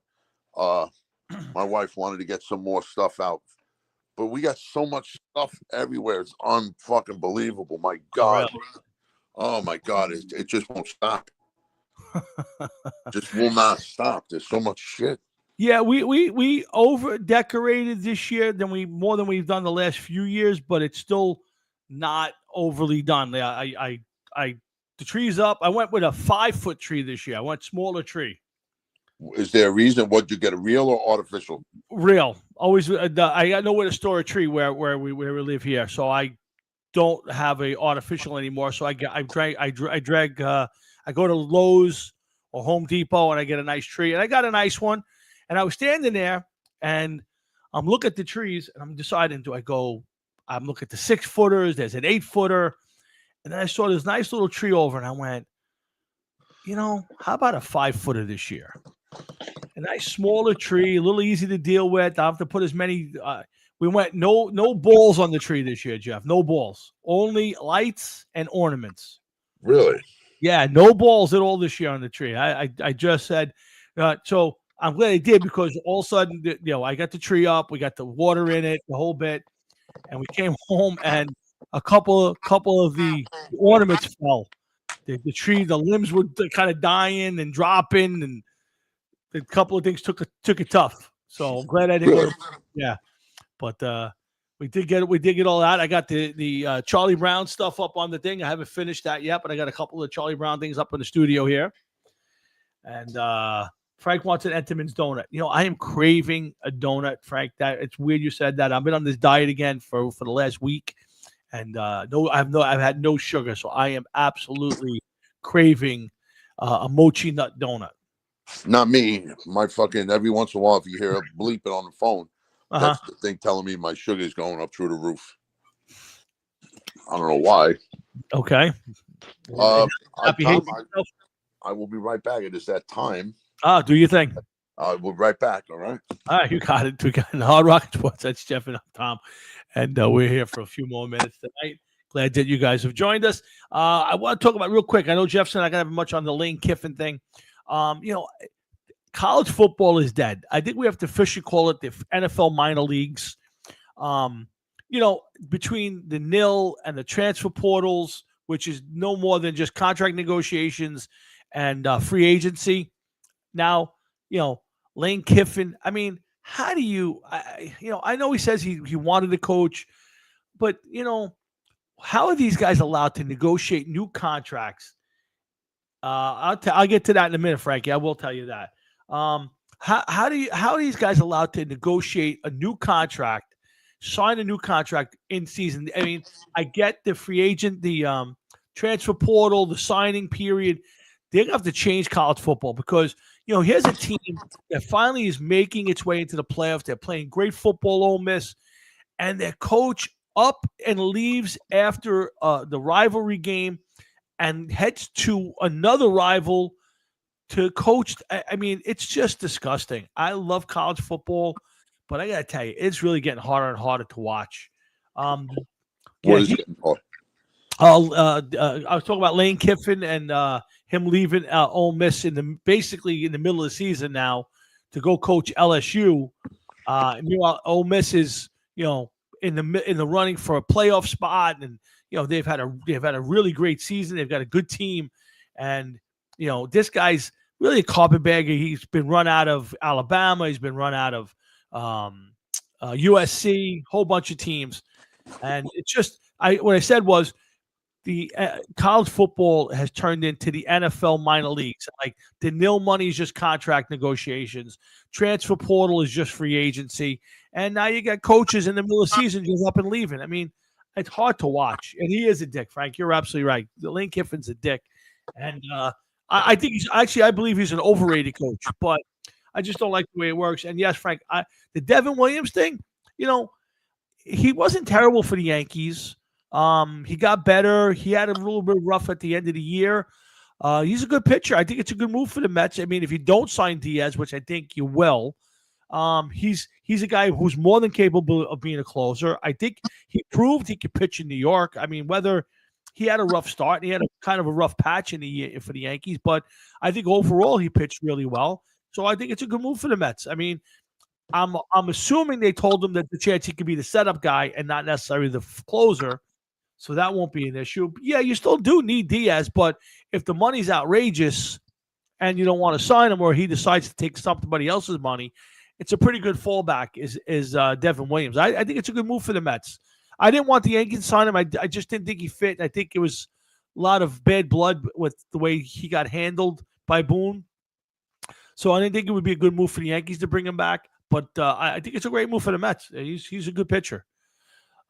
Jeff, did you see? I know you didn't watch the game, but did you see any of the highlights of the Giant game? Did you see the hit on Jackson Dart on the sideline? No, I did not. I did see. Oh my goodness me! Thank God I signed on. I have two guys that have no game this week. This is not good. Oh wow! Oh, this is not good. Let me see if I can get it up on the screen for you. Hold on a second. I'm working on that. Let me see. I did see the hit that you're talking about. You did.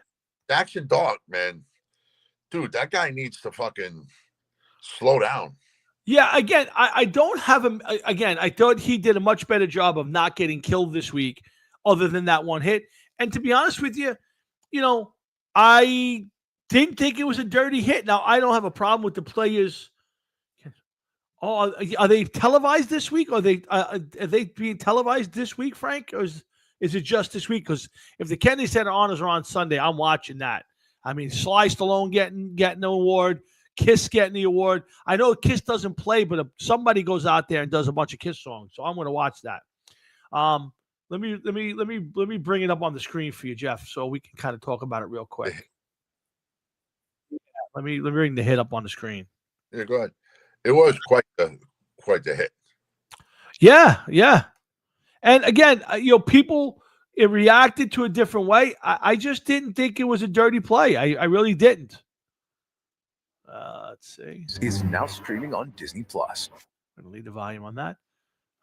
Skip that. So here it is.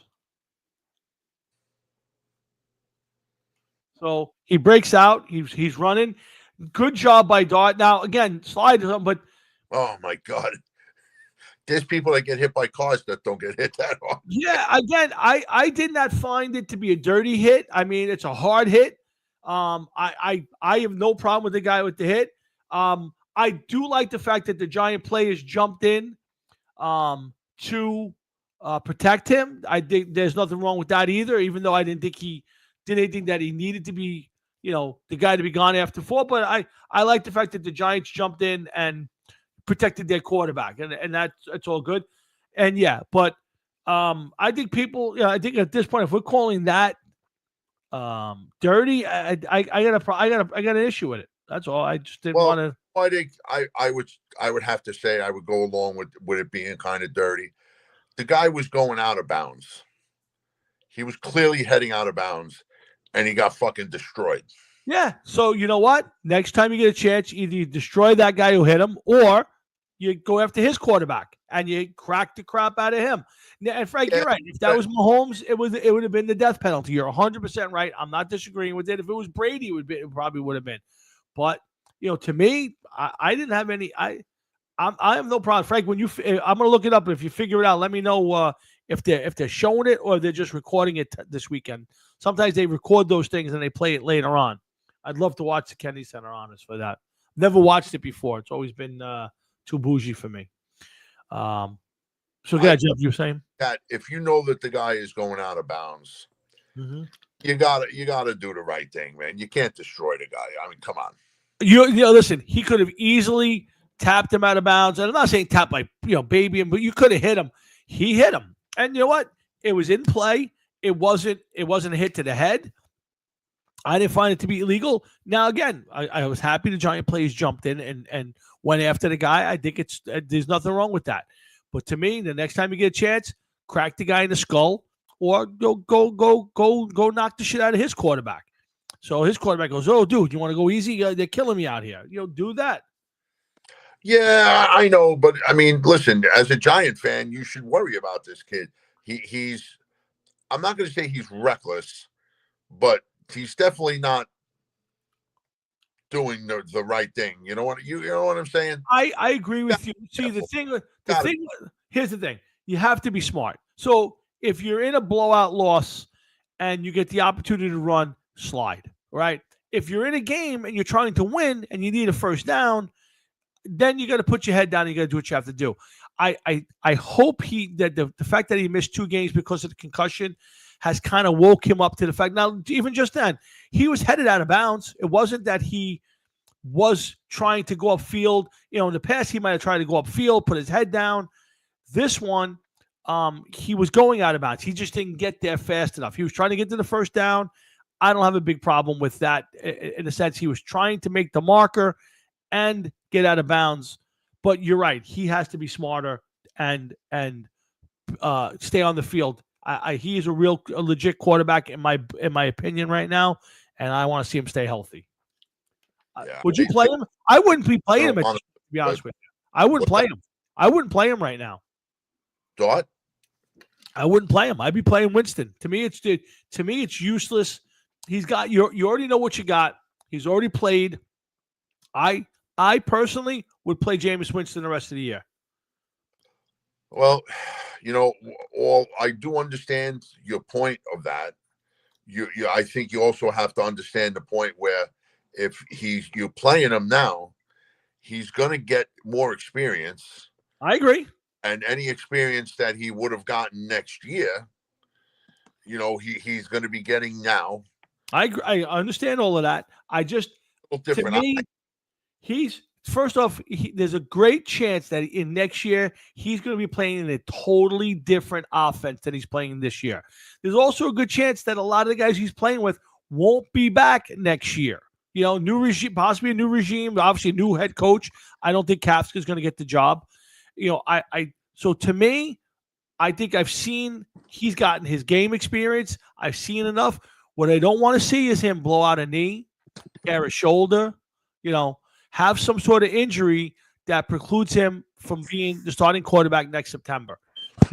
Again, I'm all for guys playing, but at some point, park him on the bench and let Jameis play. Jameis did a nice job for 2 games. He did a really nice job. He moved the team, scored points. That's my opinion. Yeah. Tom, I think I'm going to be able to switch over to the computer. All right, give it a shot. I'm going to leave the phone now. Okay. And go over to the computer. The computer started up, and everything is where it should be, it seems. All right, go crank it up, and I'll see you on the other side. No problem. All right, man. You got it. All right, see you in a few. You got it. So that's Jeff checking out to check back in. So yeah, again, finishing up on the Lane Kiffin. Again, college football's changed, and it's no longer what we grew up with. And again, I know things change, but this has changed so much. I think they have to at some point regulate it. They have to at some point, you could transfer one time, unless the head coach leaves. If the head coach leaves, then you can leave. There you go, Jeff. All right, that's so much better. Yes, it is. My phone was starting to boil. All sorts of bad shit was going on, man. All right. Well, you're here now. We're good to go, and nice to have you back on. The other part of the Giant thing that I wanted to bring up was, well, first of all, the big thing is the big news bit this week has been who is going to coach the Giants, and there's been a big push from a lot of places for Belichick to be that guy. Now, I know you and I talked about it a little bit last night, and you seem to be anti-Belichick getting the job. So what I'll give you the pro-Belichick view, but give me the anti-Belichick view. I think there's a lot to be anti about with Belichick. First of all, he's older. Yep. Okay, so do you really want somebody in that age bracket leading the charge? That's one thing.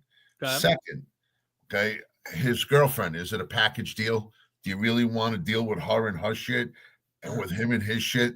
He seems to have regressed on a maturity level when it comes to dealing with his girlfriend. He should be embarrassed that he's even, listen, on one level, he should be embarrassed. One level, he should be like, thank God I actually found somebody that wants to look at my fucking Willie. That's true. You know what I mean? And there he is. But I don't know, man. I feel as though that he's not going to be there long enough to really turn that team around and to keep it moving in the right direction. I just don't see it. I don't see it. I think he would be better off going with somebody who's going to be there long term, whoever that may be. Try to figure it out, and try to get a coaching staff that's going to be there for the next 5 to 7 years. How many years you think you can get out of Belichick, even if he comes? Maybe 2, 3, if that. That's a great question. I don't know the answer to that. I would say, listen, he's 72, I believe. What could you think? 3 years at most, 4 years at most, if he was on top of things and all that. Yeah, I would tell you normally, I would say no. I didn't think signing a Pete Carroll for the Raiders was a good move. I think at some point the game's passed these guys by. I think the guy has so much knowledge. I think if he came in here not as the GM, strictly as the coach, brought in the right staff, if you said, okay, who would you bring in? Who you bringing with you? To me, here's the problem for me, Jeff. I can't, as a Giant fan, hear we're going to bring in the next great assistant coach. This guy, he turned Josh Allen into this. He fixed Bart Starr. He did, I can't deal with the next great coordinator. So I want a veteran coach. I would take Gruden. I hate Gruden. I would take Gruden. I would even take Mike McCarthy at this point, who I'm not a fan of. Who you're going to end up getting is who knows. Yeah, that's the problem. But you're also going to want to you also got a young quarterback. Yep. So you're going to want some consistency at the coach's position, and somebody who's going to be able to do the right thing as far as guiding him and getting him ready for a couple more years ahead of him. And I don't know, is that somebody that you what's his face? Madden? I'm not Madden. Damn, what the fuck's his name? Belichick. Belichick, is that somebody you're going to want for 2 years and know he's not going to stay there that long? It would almost have to be that his successor is on the staff. Like, it would almost have to be Belichick's coming in for 3 years to coach the team. He's going to turn over to his assistant head coach, so-and-so, and then he's going to move up to be president of football operations till he dies. It'd have to be one of those. To me, it'd almost have to be that, because you're right. I wouldn't want Belichick for 10 years. And you'd have to think that within 2 or 3 years, he's going to move on, even no matter what success he has. And at that point, you'll be starting all over again. So it almost would have to be, again, Josh McDaniels is doing a great job now as offensive coordinator in New England. He wouldn't be coming here. But it would have to be something like Belichick's coming and Bill O'Brien or Josh McDaniels is his offensive coordinator. And when he moves upstairs at some point, they're going to take over the Giants and they're going to have the same continuity. That would have, to me, it would almost have to be that way. And you're right. The girlfriend thing would have to be resolved with she stays home, you coach football, and you go home to her at night, whatever you want. The guys you're mentioning, though, they're not young guys either, though, Tom. Do you really want older? You just said in one breath that some of these guys, the game is passing them by, and that might be true. Yeah. But do you want to start just because it's Bill Belichick? You want to take the chance? Yeah. Again, with anybody else, I would tell you no. If it doesn't work, think of how much more it's going to push everything back. No. I agree with you. But what I don't want is the next great assistant coach who comes in here and 3 years later we're still stumbling and bumbling. He can't coach a game. The problem is these guys are assistant coaches who never coached a head coaching job in their lives. I could coach the high school team, maybe. I can't do it another Joe Judge, Brian Dable, Pat Shurmur. I'm fed up with all of that. Like I need them to bring in a guy who's done it. I would love to see Mike Tomlin come over. As much as I think Mike Tomlin has not done a great job over there, every year that team is right there. They're 8-8, they're 9-8, they're whatever. They're 500 or better every single year. And listen, there's only one person I know that complains about everything that team does, and you know what I'm talking about. Okay? I do. And I'm stopping you now because I know exactly what you're going to say, because I agree with you. Okay, you're talking about a guy that gets this team involved in the race every single year. Yeah. Never once do they ever turn around and say, no, this is a team that they're in a rebuild. This is a team that's not going to be doing anything this year. This is a team where it's going to win maybe 6 games. They're going to go 6-11 every single year. For the longest time, they were in Super Bowl talk. Yeah. Forever, they've been in playoff talk. Correct. Yeah. And with who caught since Roethlisberger left 5, 6, 7 years, whatever it is now, he's had nobody, and including a washed up Aaron Rodgers. And every year they're competitive. They're in the playoff hunt. And whether they make the playoffs or make it and get bounced, to me, like I said, I want my team playing meaningful football games in December, and he does.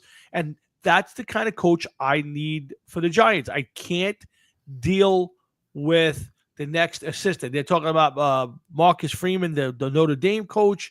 Yeah, he's done a nice job. And okay, maybe he comes over and does it. I just can't do another coach who's never been a head coach before, and you hand him the keys to this team and say, go rebuild a team you've never built before. And that's the problem I have. I think the Jets, maybe they've hit on their coach. I don't know. I have not been impressed with his coaching ability, but they're playing hard. They're winning games. They could have easily fallen apart. They're missing their best player for weeks now. They got a terrible coaching quarterback room, and he's finding ways to win. You know what? Maybe there's a little something there for him. I don't know. But I as a Giant fan, I can't deal with the next assistant genius. I just can't do it. I need a coach. I need a head coach. That's what I need. Yeah, well, you know what, Tom? The owners all are not going to go get that. You're probably right. And the owners are going to go after what they think and feel is the next thing that's going to get them to win. Yeah. And if they think that a young coach is the way to go, and that's going to be what gets us to the next spot, that's what they're going to go with. you yourself just said it, and while I can understand your point to an extent, how is it true that some of these guys the game passes them by? Sure. Yeah, it is possible. It's very possible that the game passes them by, and anything is possible. Yeah, but it's knowledge, okay? And with knowledge is only going to grow in a certain way. While somebody may be stuck in a run game instead of a pass game, but you know what? Somebody like Belichick, he has won several different fucking Super Bowls. Yep. With different people on. He was an assistant coach, a coach, and everything else. So he knows what he's doing. Yeah, no, that's my point. Away from him. Yeah, that's my point. And Frankie McCarthy, I am not a McCarthy fan, but to be honest with you, he did a great job in Green Bay. He didn't do a terrible job in Dallas. He just couldn't win. He just couldn't win the big games. I would take that at this point in my life. And to go into every season, and lose these games. I'm not saying he would have won more games than Dable did. I don't know. But at this point, I need somebody who's going to come in and coach the team. Now, I'll also say, I said it to open the show, so I'll say it again now. I would bring back Joe Schoen. I think Joe Schoen has drafted some really good players. He's brought in some other guys like Brian Burns has been amazing. I think that the talent is here, and he just needs a coach to take the team to the next level. It's a team that lost 5 games with leads in the fourth quarter, some of them down to the last seconds. That's not coach. That's not player personnel. To me, that's coaching. And I would bring back Joe Schoen, but I understand if the Giants got rid of Joe Schoen and started from scratch. I kind of think the scouting department and the GM and his staff, I think they've done a decent job, and I would bring them back. My opinion. That's just my opinion. But we'll see. We'll see how it plays out. But it's going to be an interesting offseason for the Giants, Jeff. I don't know where it goes, but to me, I'll say it now: veteran coach. Give me a veteran. Anybody who's done it: Tomlin, McCarthy, Gruden, Belichick. I don't want Pete Carroll. I think Pete Carroll's officially done. I don't want Pete Carroll. But short of that, if the Giants could trade for Mike Tomlin, I'd take him tomorrow. Well, listen, you watch what you ask for, because that you could get a great veteran coach and trade for him and have no picks for him to help build the team. And I don't know what their salary cap situation is. They're okay. They got $50 or $60 million to spend. Not as good as the Jets, but they've got some money to spend. Well, some money to spend. Elijah Moore. He started off with a promise, Frank, and then he ended up getting traded. I think he went to the Browns. I think he just got cut from the Browns, or he got traded. I think he was on Buffalo, and where's he on Denver now? I believe they had a lot of promise for him with the Jets, but it just never panned out. Yeah, I just think another guy that just wasn't used right. You know what I mean? He's not bad. He's not bad. He's not going to become the best in the league, but he's not. He's a 4th or 5th receiver. That's the best you could say. He gets on the field. He can make some plays. There was a lot of drops. I think he's got potential to be a good receiver. Whether he turns into, but he's not a number 1 or 2. At best, he'd be a 3 or 4 or 5. I think at best. Yeah, I got to agree with that. He didn't have, super huge stats. He was a guy that was maybe, 15, 16 receptions a year. Yeah.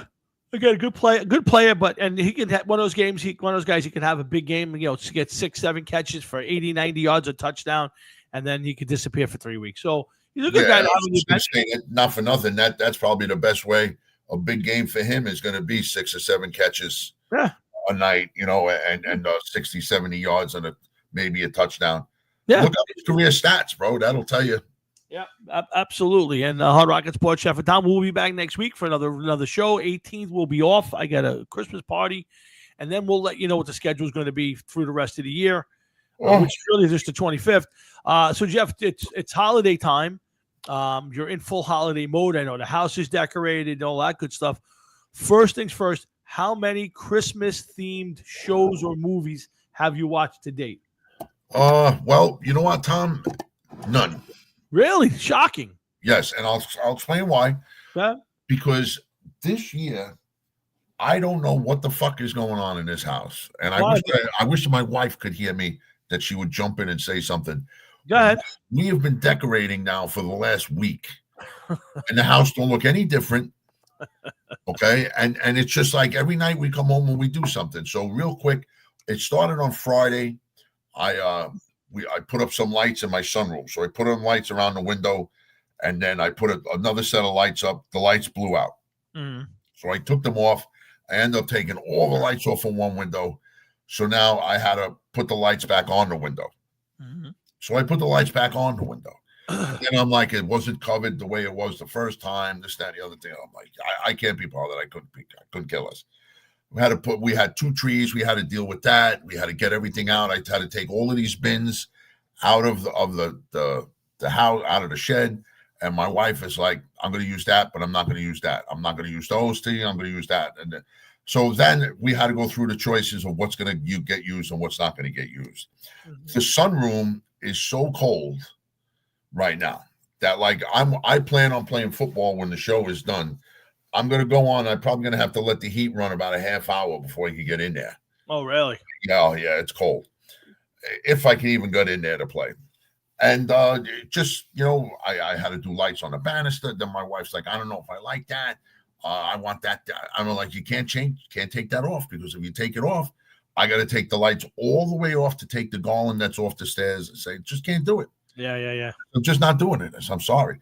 Now, I did lights in the windows. So I put the lights up around the windows. Then I had to tape them so that they're all facing like down. So they're all like this instead of like, like this all over the place. So it looks like I actually have lights in the window. Yeah. So I had to do 4 windows that way. But now I'm looking at it and I'm like, I have to do something outside. So I have one long string of lights. I may get a second string and just go from the banister, up the banister, around the fucking door, and down the banister again. And when I can plug them in, and at least that'll do the door and the banisters, so it won't look so bad. But I don't know. I gotta see. Wow. It's just never done, man. It's never done. Yeah, we Thanksgiving we spent with my family like we always do, and then the next day I went and emptied out the carport of all the Christmas stuff. I literally brought everything upstairs, and I threw a bunch of stuff away that we haven't been using, won't be using. It's all exterior stuff. I don't put up exterior stuff here. It's a pain in the ass. I'm wearing the back, and nobody can really see it anyway. So I don't. So we decorated the whole house, put everything back, and by Sunday morning, I was done. We did a little on Friday, a little on Saturday, and a lot on Sunday morning. And by kickoff 1:00 on Sunday, Christmas basically was done. So it was pretty simple. Tree I picked up on Friday morning, stuck it in the water. Like I said, little bit of issues with stuff falling off because I don't know if I got a bad tree, but so far so good. As far as Christmas movies, on the way back from Florida, I watched Miracle on 34th Street, the original, 1947. I won't watch the other ones. There's been 2 others, I think, since. That is my favorite all-time movie. It was on the plane. I watched that. And the other night, I watched a movie I haven't watched. It's got to be 20 years. I watched start to finish Christmas Vacation. I hate that one. And it's funny. I'm not a Chevy Chase fan. I don't really like the movie. It's kind of an annoying movie from a lot of aspects, but the family members crack me up. I've realized how much the family, the aunts and the uncles and the parents, the cousin, they're funny. And there's a lot of funny little lines. So it was the first time I've watched it, and it's got to be 20 years the last time I watched that movie start to finish. I've seen bits and pieces, turn it on. But I find Chevy Chase to be annoying. I've downloaded a few movies now, so I'll catch up this weekend and watch a few more. But I'm in full holiday mode. Christmas music all day in the truck, back in as I'm driving. I'm in full holiday mode. I'm loving everything. No, go on. I'm sorry. Go ahead. No, go ahead. I was just. Do you ever watch the movie A Christmas Carol? Never. I have never watched the A Christmas Carol, the Scrooge one, or not Christmas Story, Christmas Carol. Christmas Carol, not A Christmas Story. Yeah, Christmas Carol, Ebenezer Scrooge, the whole story. Yeah. The original, I've watched a bunch of times. I've never watched any of the closest thing I've watched to an offshoot is Scrooged, which I think is one of the greatest movies of all time. I love Scrooged with Bill Murray. I'm looking at it right now. Yeah. Right? And it looks like the original might have been from 1938. Well, there was an original one that's not there's one before it, but the one everybody kind of calls the one with Alistair Cook. That's the one. My dad watches that every Christmas Eve after everybody leaves. It's either on TV or he pops it into his VCR, into his DVD player, and he watches that every single year. But there is an original one before that one that isn't very good. So I've never seen it, but it might be 1930s, might be 40s.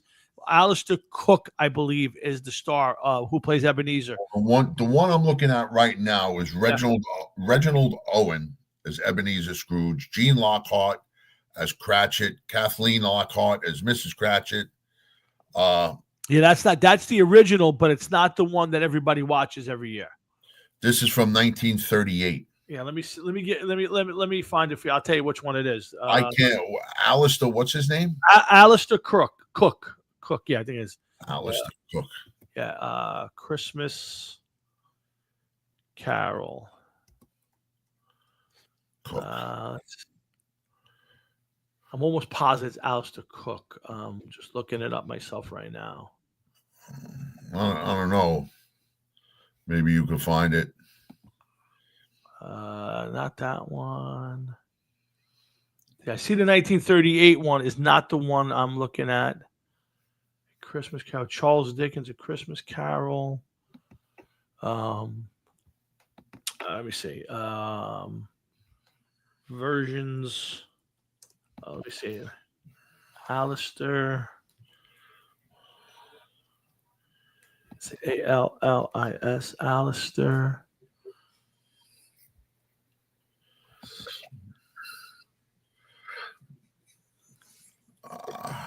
Okay, this Alistair Cook, British American actor. Okay, I found him. Now let's find the movie. Alistair Cook. I found that.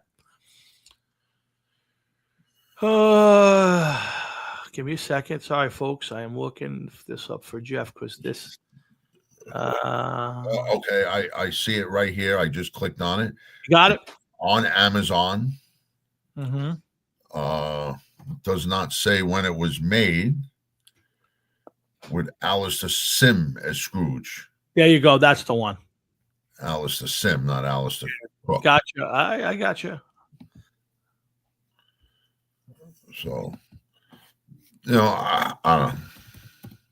Hold on. Alistair Sims, actor. Yep, I got it. Let's see if that's the one I'm talking. Yes, that's the one. Okay, you got the right guy. Let's see what's Alistair Sim, IMBD. You want to look for the Christmas Carol 1951. So that he's not the original. That's not the original. It's not the original, but it's the best one of the early ones. The other one is not a great version. I've seen it.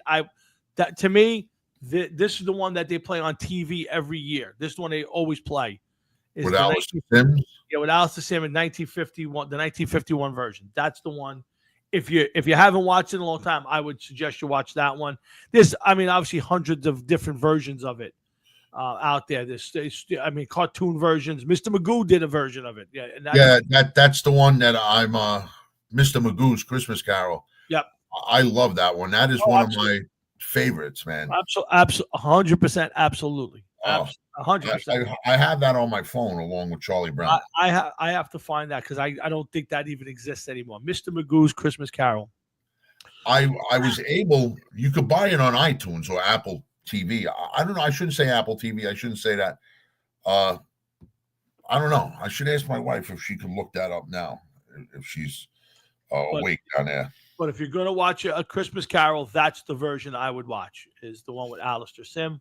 That is the gold standard as far as I'm concerned. Again, so many different versions of that movie have been made. The Christmas Story I've never watched. with the kid licking the pole and the You never watched that? I've never watched the entire. I've seen pieces of it. I've never watched that start to finish ever. I don't think I've ever watched more than 10 minutes of that. Well, for all the years that it's out and all the time that it's on, I'm sure that you've seen it without even realizing how much of it you saw. Maybe. I would tell you I have no real recollection of that movie. If I've watched it, I must have been very young. The other one that I have not, it's on every night, is Elf. It's on every single fucking night, and I can't stand that movie. I tried to watch it. My cousins begged me to watch it. I cannot watch Elf. Have you watched it?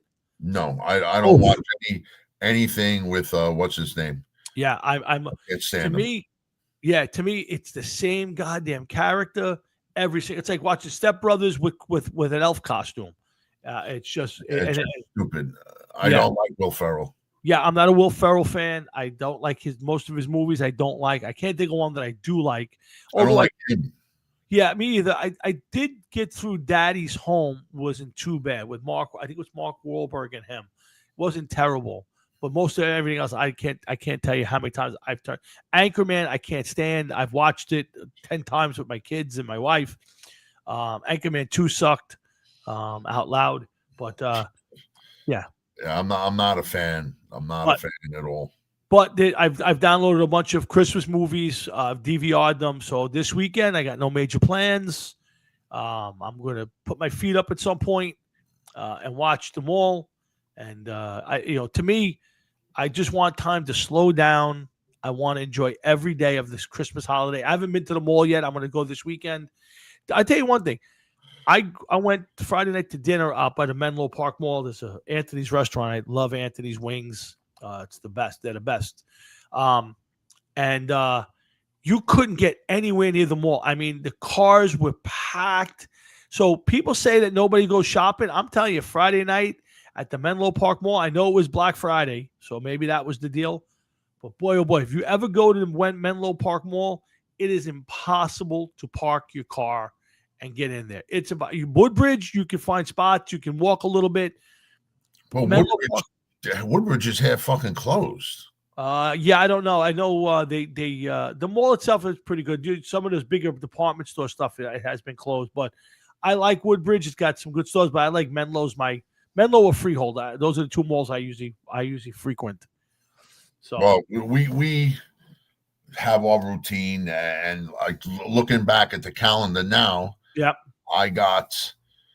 We don't start our vacation till the 19th. I believe my wife is off the 19th, and we're going to the city that day. Oh, so nice. We got to work next week, and then the following week, and then vacation starts. And then she's off the week before Christmas, and I'm off until the week after Christmas, or however I'm going to do it. I don't know how that's going to work yet. Gotcha. Bottom line is that we're going to have to go to the mall and Price Club, either the 22nd or 21st, 22nd, 23rd, or 20th. So we're going to be cutting our shit close, because this weekend we got to go to my mother's. It's her birthday. Okay. It's her birthday, so I got to go there. And then as far as going to my mother's, that's not going to be until the 27th, I believe. That's a Saturday. That is a Saturday. Yep. Yeah, because I'm not going. I'm not sitting in Christmas traffic no more. I'm just not doing it. I gotcha. Listen, I don't blame you.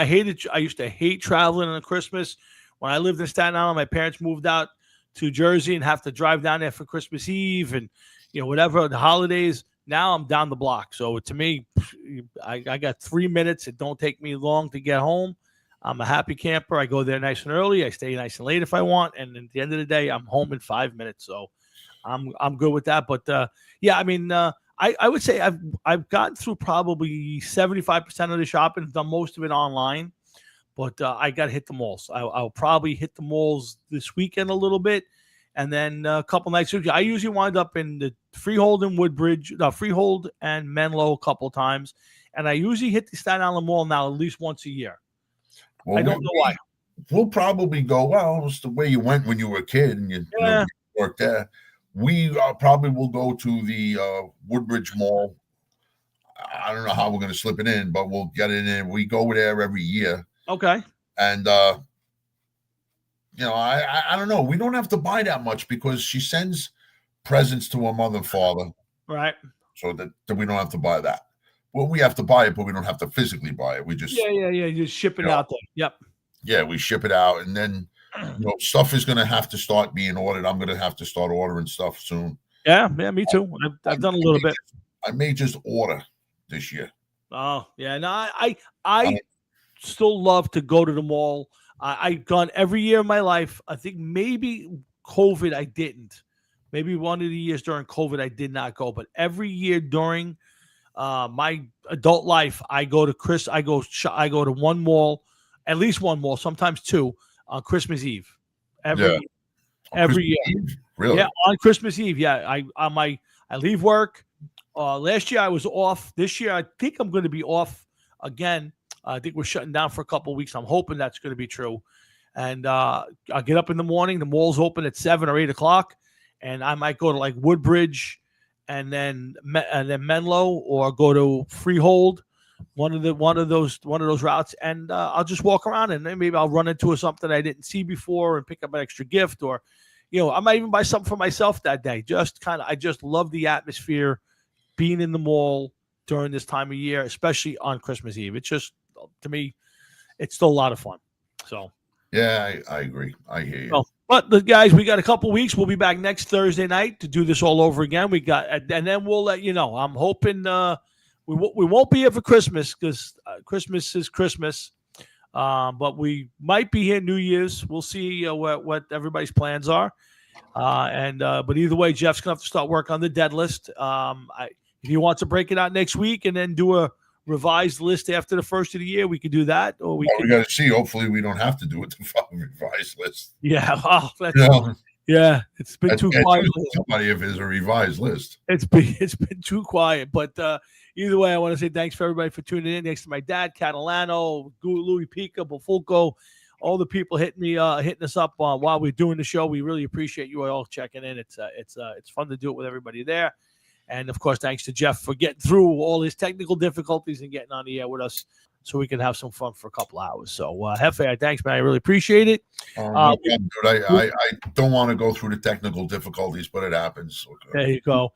We got to play a little Ultimate. I haven't played Madden all week. I've been busy with practicing for the jam, and so I'm itching to play a little bit. So when you got some time, let me know. We'll play a little Ultimate. If you want, we could meet up there about 9:30 or 9:30. Let me see. I was going to get if my wife's awake, she's giving me a haircut. That'll be a little while, so I'll be out. But I'll text you in 5 minutes after I get off the air, and I'll let you know whether I'm around or not. All right, because I gotta warm that room up. There's no way I could go out there now. I got you. Give me 5. I'll text you and give you a chance to warm the room up. But in the meantime, thank you. Thanks for everybody for tuning in. We really do appreciate it. We'll look forward to being back here next Thursday and doing it all over again. So make sure you set your alarm, set your DVRs, and make sure you come on back and visit with me and Jeff next Thursday when we do it all over again. So, guys, have a good rest of your night, a great rest of your week, a great weekend, and a great next week. And make sure you come on back to the Hard Rock and Sports Show on Thursday night and have some fun with us. So for Jeff, myself, and everybody here at the Hard Rock and Sports Show, I say good night and be safe out there. Jeff, I'll talk to you in a few minutes. You got it, man. Later. Later.